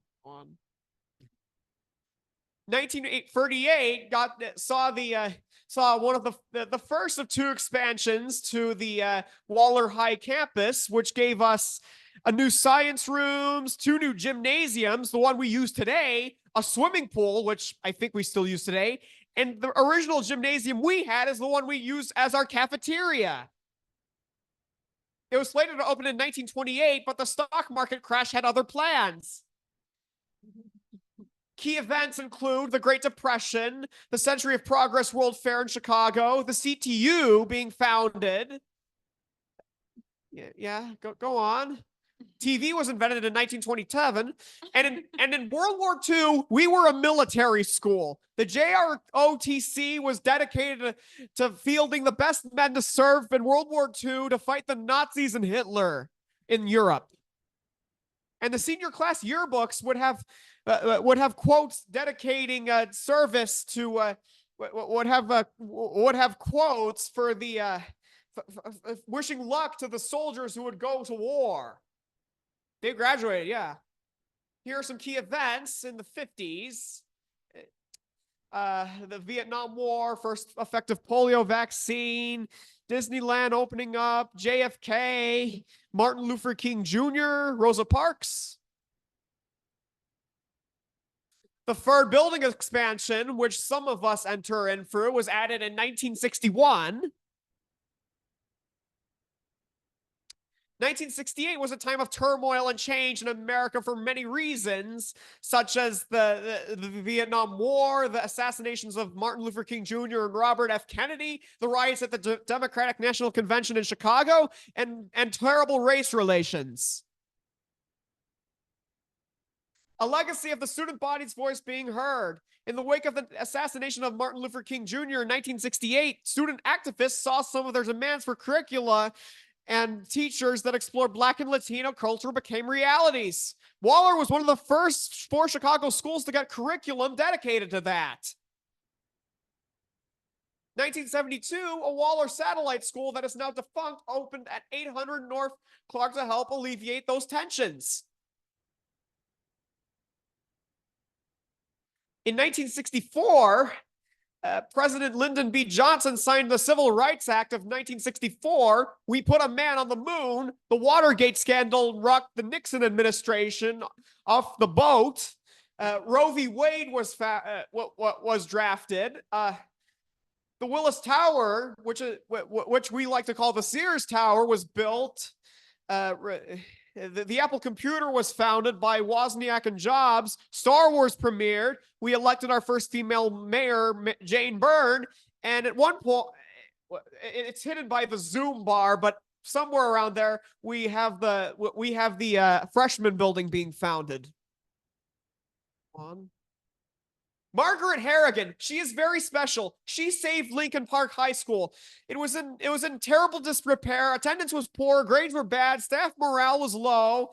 Harrigan ordered a thorough cleaning of the school, removed all the graffiti, cleaned the lunchroom. She convinced student council to monitor both food trays and the student noise level of a barter, and she even rewarded quietness with a boombox. She championed a name change to Lincoln Park High School in the IB program. That's how we got from Waller to Lincoln Park. And she interviewed the best teachers, and she recruited citywide for the best academic 8th grade students to come to Lincoln Park High School. And Ronald Reagan actually praised her in a 1984 speech as president. In 1979, we became Lincoln Park High School as we now know it. Our mall that we come onto to go home and go in at the ends and starts of every day, and vice versa, that was built built on the street. Our International Baccalaureate program began in 1981. The mall was renamed in 1987 for Miss Harrigan in honor for her work on the school. Okay, here's some key events. Reagan won in a landslide. The AIDS epidemic, MTV debuted on August 1st, 1981. 1982 saw Chicago ban handgun sales. Oprah Winfrey moved to Chicago. And also, Michael Jordan played his first of 15 NBA seasons en route to 6 NBA championships with the Bulls. And also the Harold Washington Library opened. We have an amazing... Now, present day, we have an amazing athletic program, and we have more than 60 clubs and organizations after school.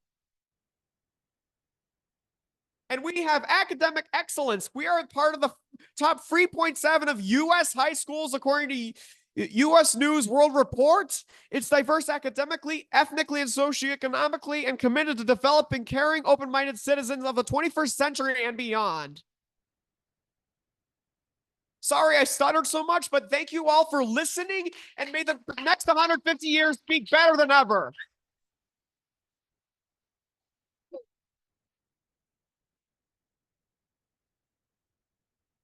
Please send around the deck, George, so that we can all. George, do you have anything to say? Thank you all for listening.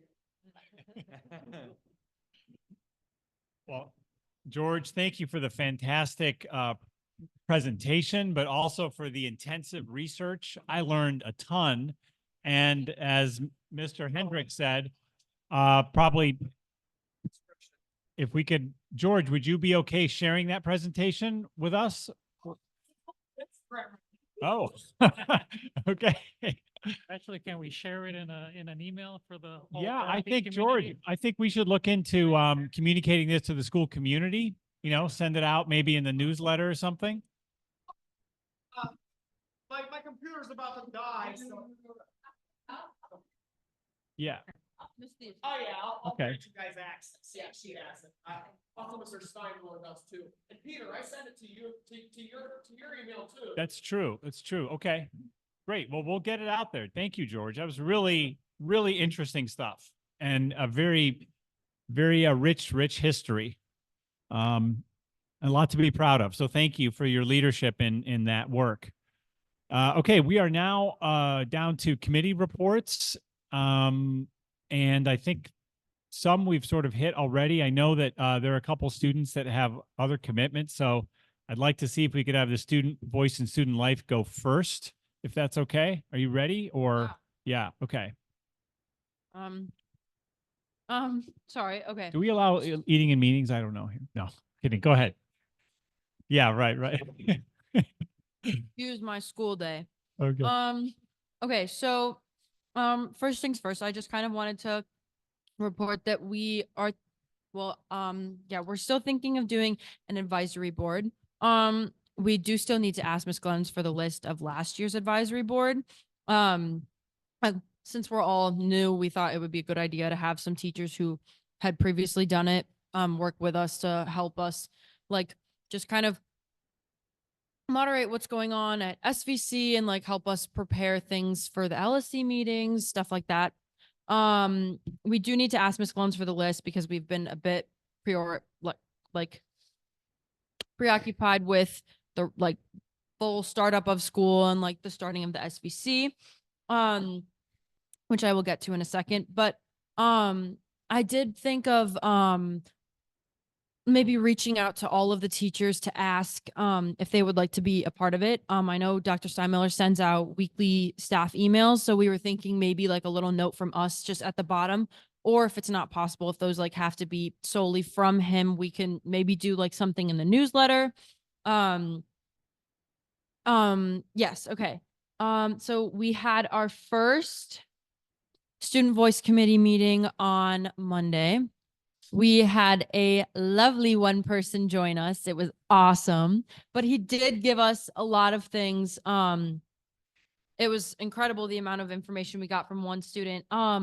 So the first thing is the transition from the freshman to the sophomore building or to the main building. She had a phone call. The freshmen come in. The freshman building is a very helpful resource for freshmen and their transition into high school.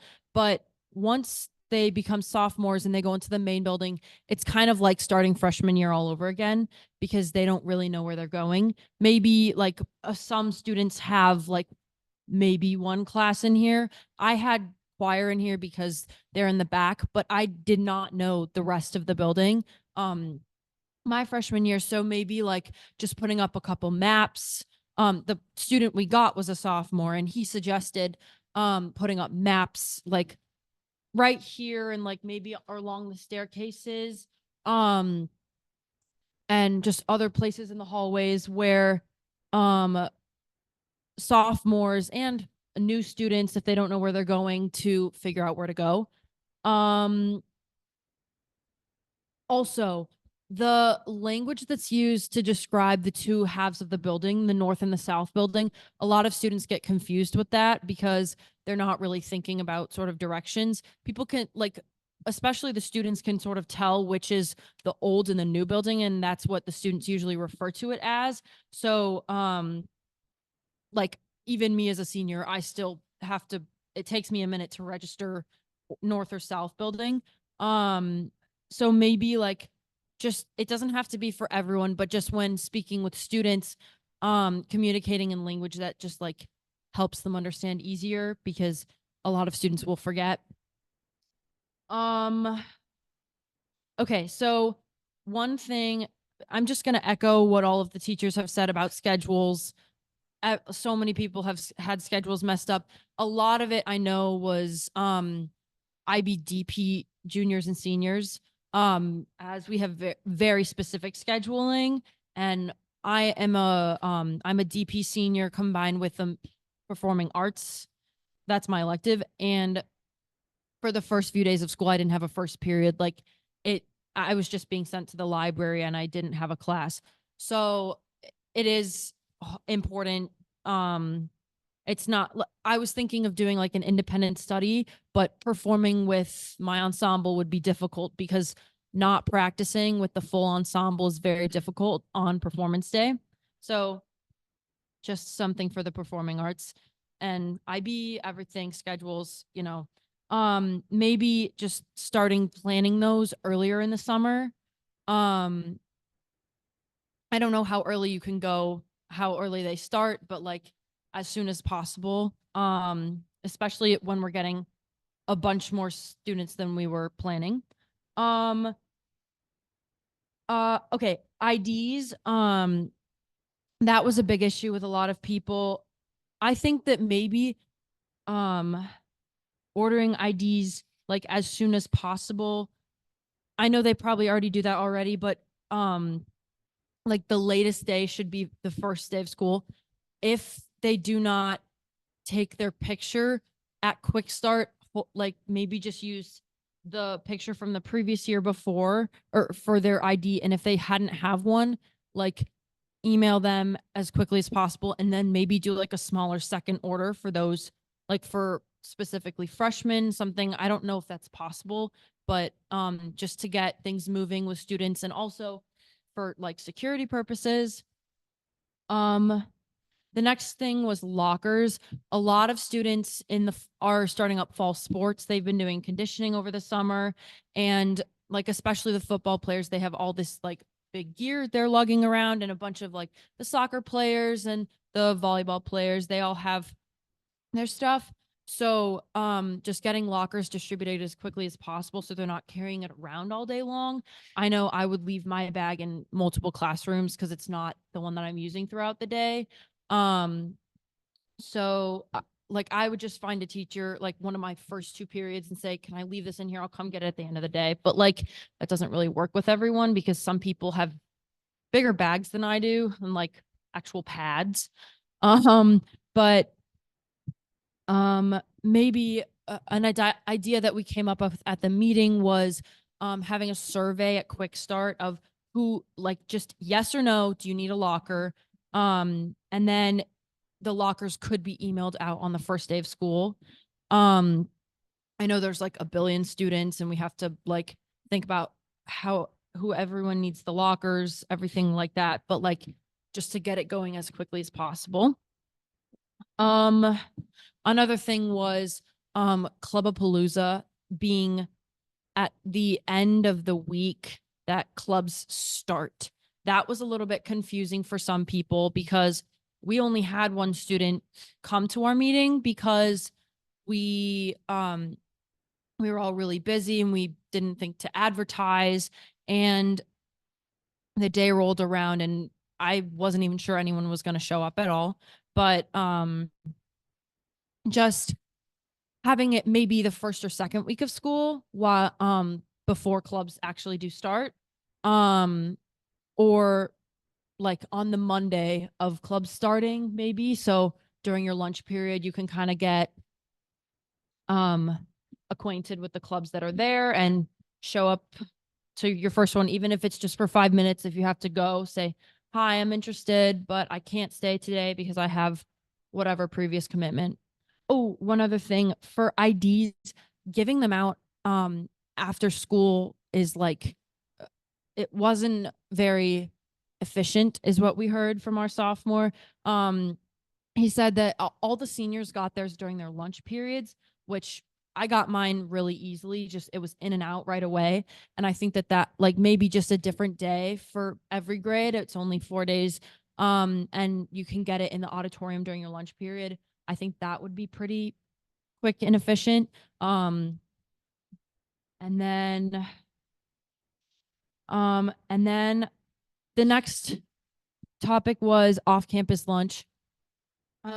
Very exciting. Sophomores, juniors, seniors have off-campus lunch. We have great surroundings for lunchtime, but going over the approval for it, I've seen a lot of students in the hallways like going through their emails really upset about why they're being declined. I don't know if it's a glitch in the system or something with the new like flagging thing that we've talked about.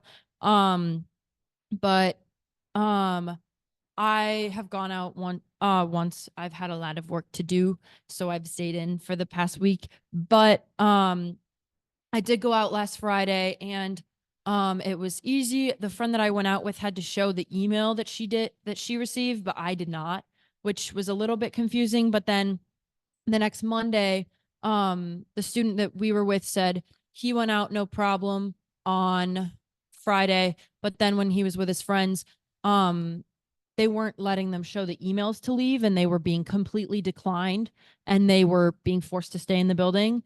And when for a lot of students, when you're promised off-campus lunch, they don't bring anything. And I know many students are uncomfortable with cafeteria food, so they wouldn't eat anything, or maybe just like vending machine snacks throughout the day, which is obviously not healthy, and also just like not enough to keep them going. So then also just like a more efficient way to get in and out. I don't know how that has progressed since last week, but a lot of students are being late to class because they're waiting to scan their ID to get back in, which is also kind of how it is in the morning. And then the last topic we wanted to go over was having a student directory. Is it like we were just wondering if it's possible to get one of those, because so like we could contact all the students like from us, and we didn't have to send it through Dr. Steinmiller or Mr. Lescano or someone else. It's just easier being able to get all of the student body's attention at the same time. And if like being in like when you don't know someone's name or something in a class and you're in a project with them, being able to communicate with them, and like you may not know them because you're new, something like that. That's it. Great. Well, thank you very much. Anything else to add from any of the students about anything going on at school? So far, so good. Good. Okay. Okay. Great. Okay.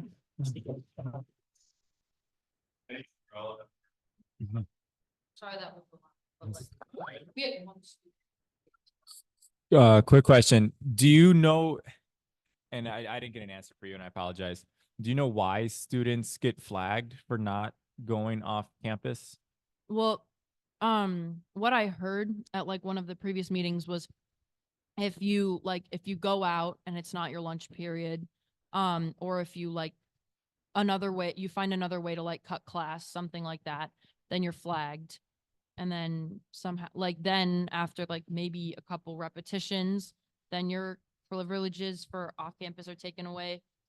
I'm not really 100% sure because I don't know if there's like a actual policy on paper, but that's what I know. Okay. All right.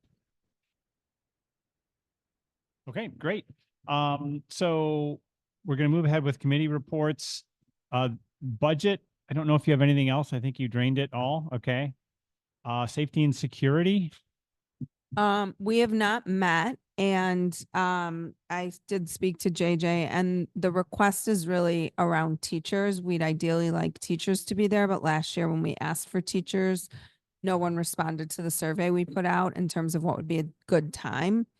And so one, I need to see if it's a required committee to meet, and two, because they don't need to meet to talk amongst themselves again. And, Right. and so I think we're just kind of feeling that out. So, that's kind of Oh, where. and that will the is. meetings keep the same schedule on the first Monday of the month going forward? Like first one will be, Right now, there's no scheduled meeting because okay. to schedule a meeting for them to talk amongst themselves without anyone else there except me feels like it's a little bit pointless. So but what's the plan then?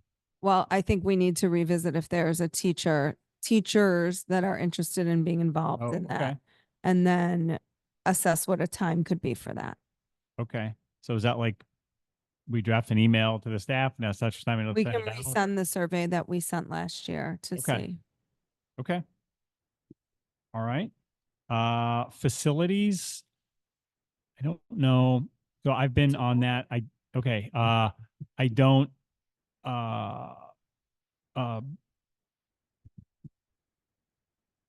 I know that they met recently. I was not able to attend that last meeting.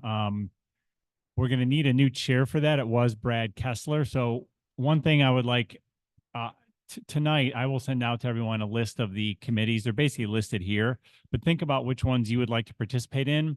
Some people have told me, you know, offline, hey, I'm interested in this. Others have said, I don't really care. Just let me know where you need people to fill in. So I'll send it to everyone. And if you could reply with where you'd like to, you know, engage. And if you don't care, then maybe we could allot you to a committee that maybe needs some. So that's just an update on that. Like, for example, a new one is athletics and clubs because we want to focus on engagement this year as part of our CIWP. And, you know, that's maybe something that our athletic director would like to be involved in or, you know, not. These committees, by the way, do have LSC, they are part of the LSC, but you can have people beyond the LSC participate. So, so anyway, facilities, no update there. Athletics and clubs has not met yet, but we did hear a lot about them tonight. We just heard about student voice, PPLC and PPC. Yeah, that's me. We were supposed to have the PPLC election today, but unfortunately with Dr. Steinler's situation, a family emergency, it looks like the election will be held 2 weeks from today in the auditorium.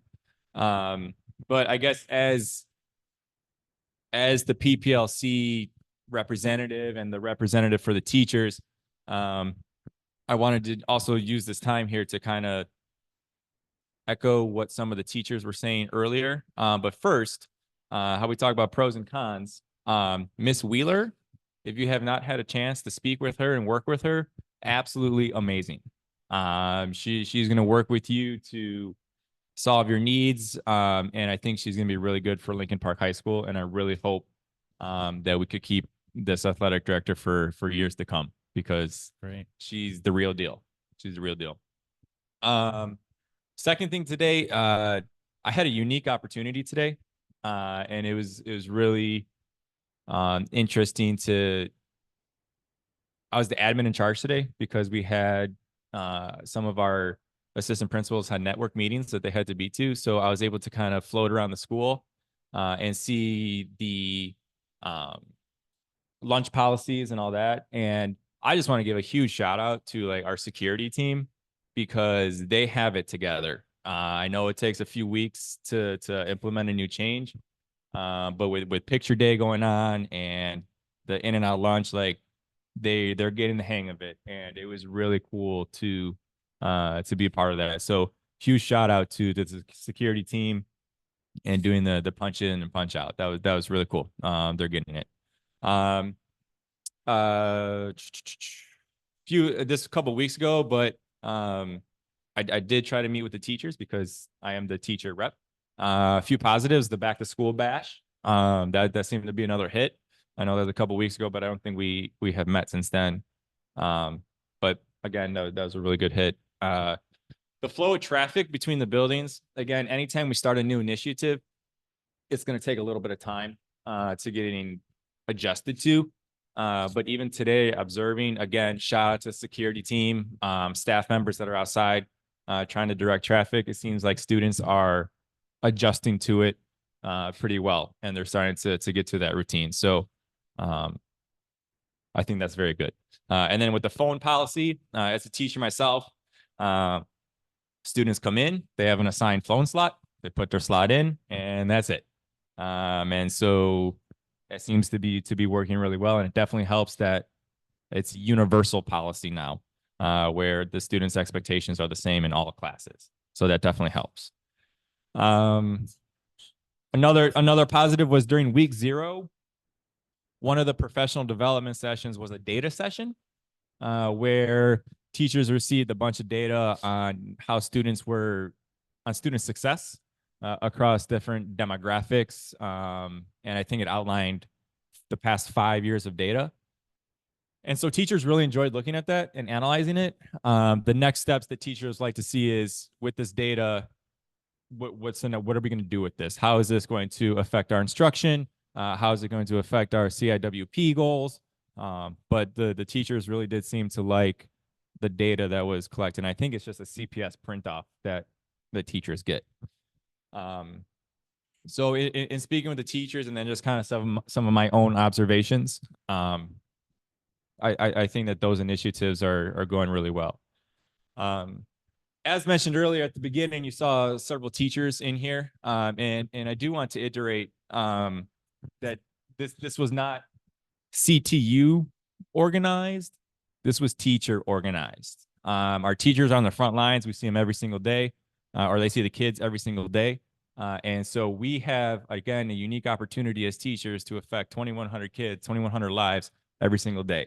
Like, that's awesome. There's not too many jobs can say that, right? And so I think it's frustrating for the teachers when they're not able to fulfill their responsibilities to help their students in the best way possible. And I do think it comes down to programming. And unfortunately, it seems like there's been a programming issue for several years now. And myself, I don't think I've had it at the level that some of the teachers here spoke earlier, but today I had a student switch into my class and switch out of my class. And so that's a brand new kid coming to my class 3 weeks into the school year. And so that's hard to adjust, maybe for a teacher or maybe for a student who's having a brand new schedule change. I mean, and keep in mind too, I'm teaching freshmen, and that is a huge transition year for students coming to the school. And now their schedule is getting changed. And so now they have to get reacclimated to a whole new set of classmates, a whole new schedule. So in speaking with peers at other schools, it seems like the programming process starts in October. And then that's when they meet with the department chairs to see what classes are offered.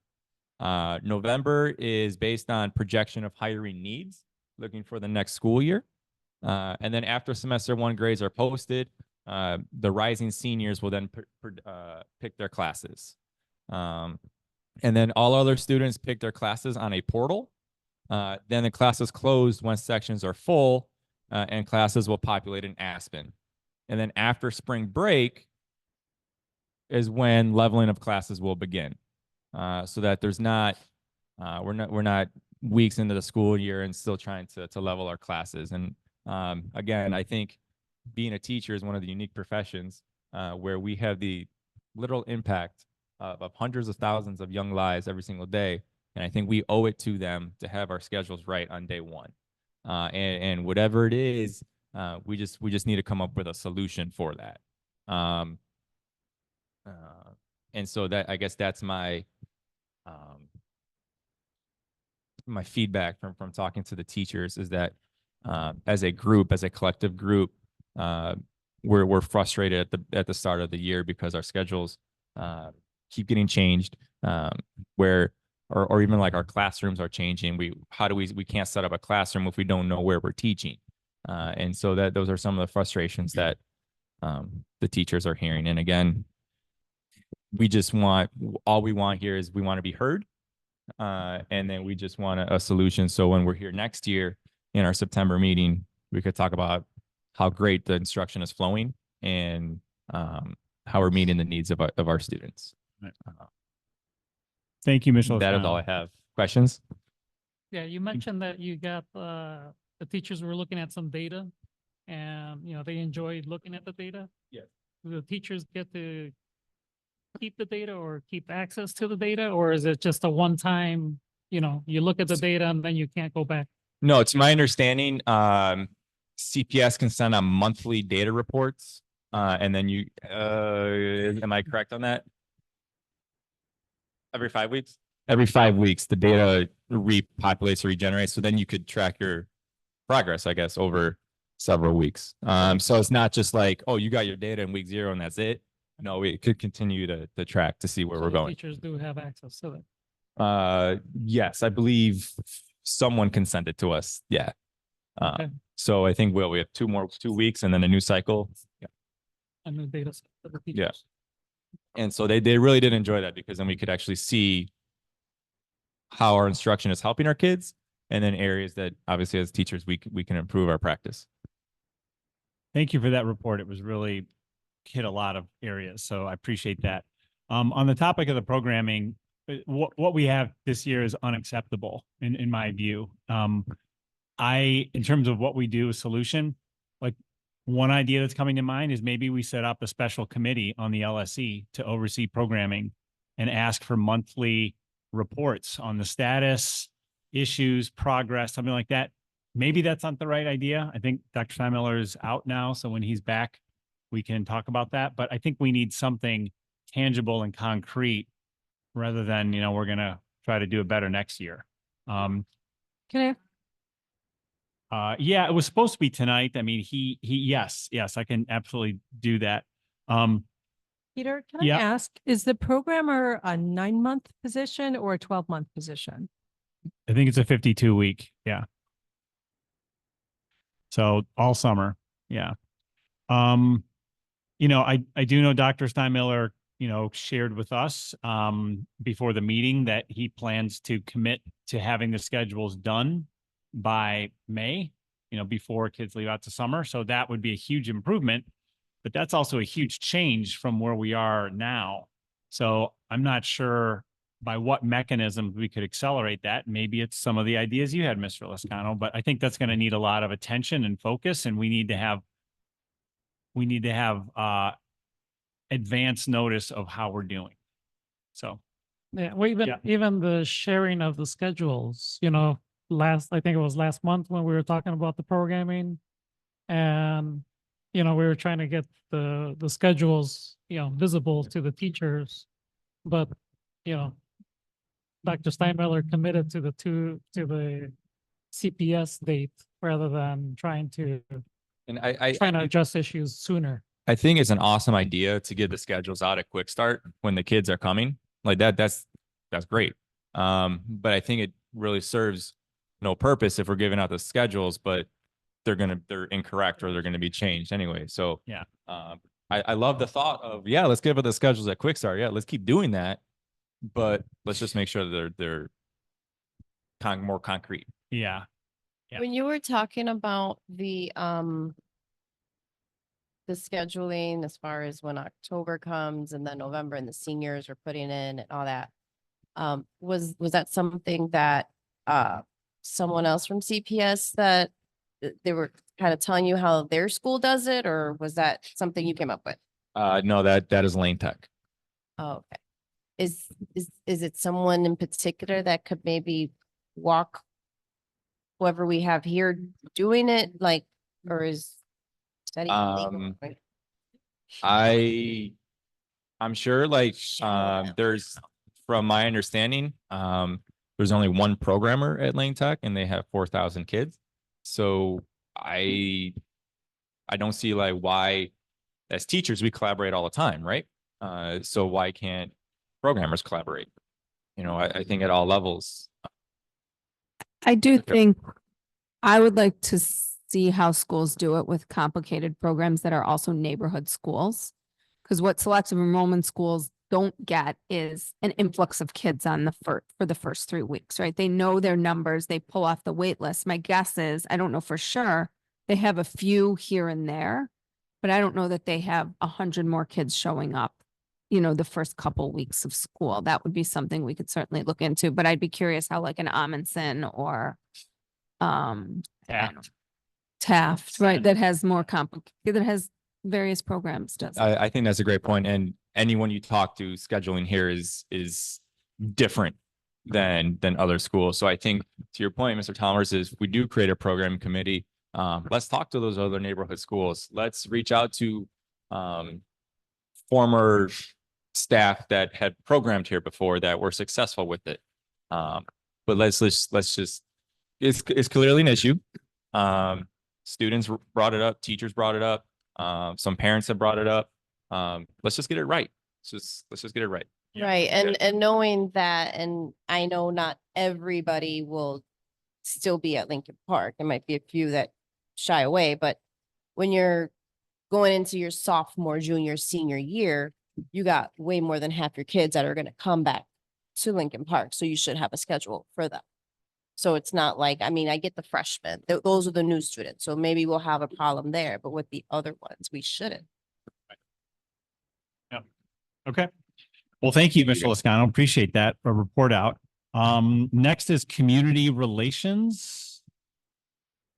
Yes, so we have a meeting scheduled for Tuesday, the 24th at 3:30, if that works for Principal Theus. All right, cool. Awesome. Yeah, we generally want to do third Tuesdays, but I have work travel next week. So thanks for folks being up for fourth Tuesday this month. And anyone's welcome to join. We'll make sure it gets in the newsletter, and excited to talk about what we can get out to the community and how we involve them as much as Like we the can. main gist of what community relations, you want to achieve there, would you say, or the people involved? What is it? Is it like getting money from the community? Is it like, oh, our kids could make art for your store? Like, I don't know, what is it? Yeah, I mean, I call it public outreach, but I don't know if it's community related. I mean, same thing, but it just, I don't know. But I think the biggest thing is trying to really update the narrative on Lincoln Park High School so people know the amazing things going on, and so that they can get more involved and ultimately do support the school in all ways. But I think also letting the neighborhood know about different things that are coming up, both things to attend and but also maybe changes that might affect them, hearing them on that. So open to other ideas, but kind of the drumbeat of good news to change the long-term narrative is what I'm most interested in. Okay, great. Thank you. All right. The last one is principal evaluation. We're looking for a chair for this committee. So please think about that. Everyone here is cordially invited to take that process on. We have not met so far this year. We did meet extensively last year. We set up goals and priorities. A couple of them were the attendance policy and cell phone. So I'm glad to see that there's progress made against those. But no like immediate update on that right now. And so that is kind of the last thing. We do open it up for public comment again at the end of the meeting, if anyone would like to make one. So you can come on up here and we'll give you a mic.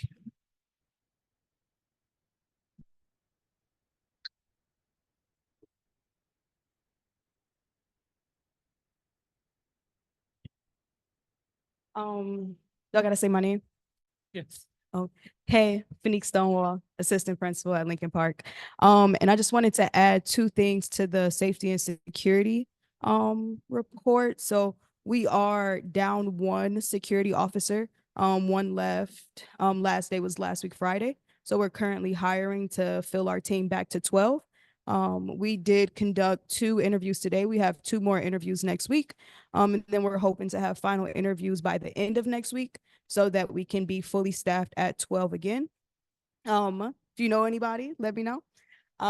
So that's one update. And then as for behavior incidents, we did want to point out that at this time, we've had 6 incidents, which is very big decrease from where we were at last year. Last year at this time, we would have had 17 incidents submitted. And so having 6 right now, we're really appreciative of the work that our SEL team is doing. And so as Lascano said, our security team is really working hard, as well as our Mr. JJ, Ms. Shotwell, Mr. Mario, Mr. G. The entire team is working very hard to be proactive and really working towards meeting student needs at the core.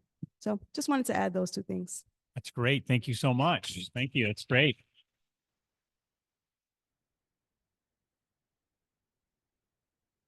Hi, I'm Jennifer Dravilis, and I'm a parent here, George.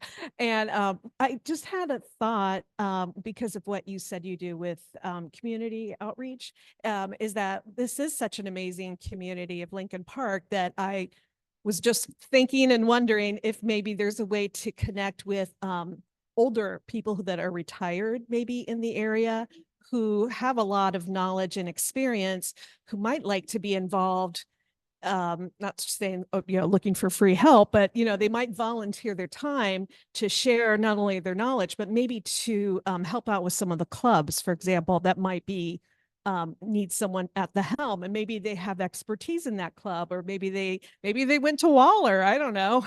But anyway, I just wanted to ask if that might be something that your group would maybe be. Put it on the agenda. We'll put it on the agenda meeting. What is the needs, and we can put it out there. Yeah, there might even be some senior centers in Lincoln Park. I don't know, like living assistance Okay. centers or the. Sorry, I just wanted to, it's okay. Yeah. It's great. Thank you. Thank you very much. Thank you. Other comments? Is there anyone online, Miss Theus? I did see 5 people. I don't know if anyone is raising their hand, but if you'd like to, no? Okay.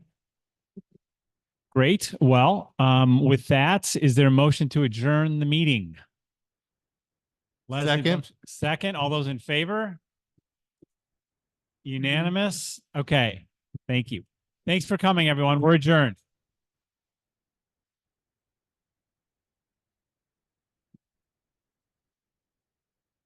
Good stuff, huh?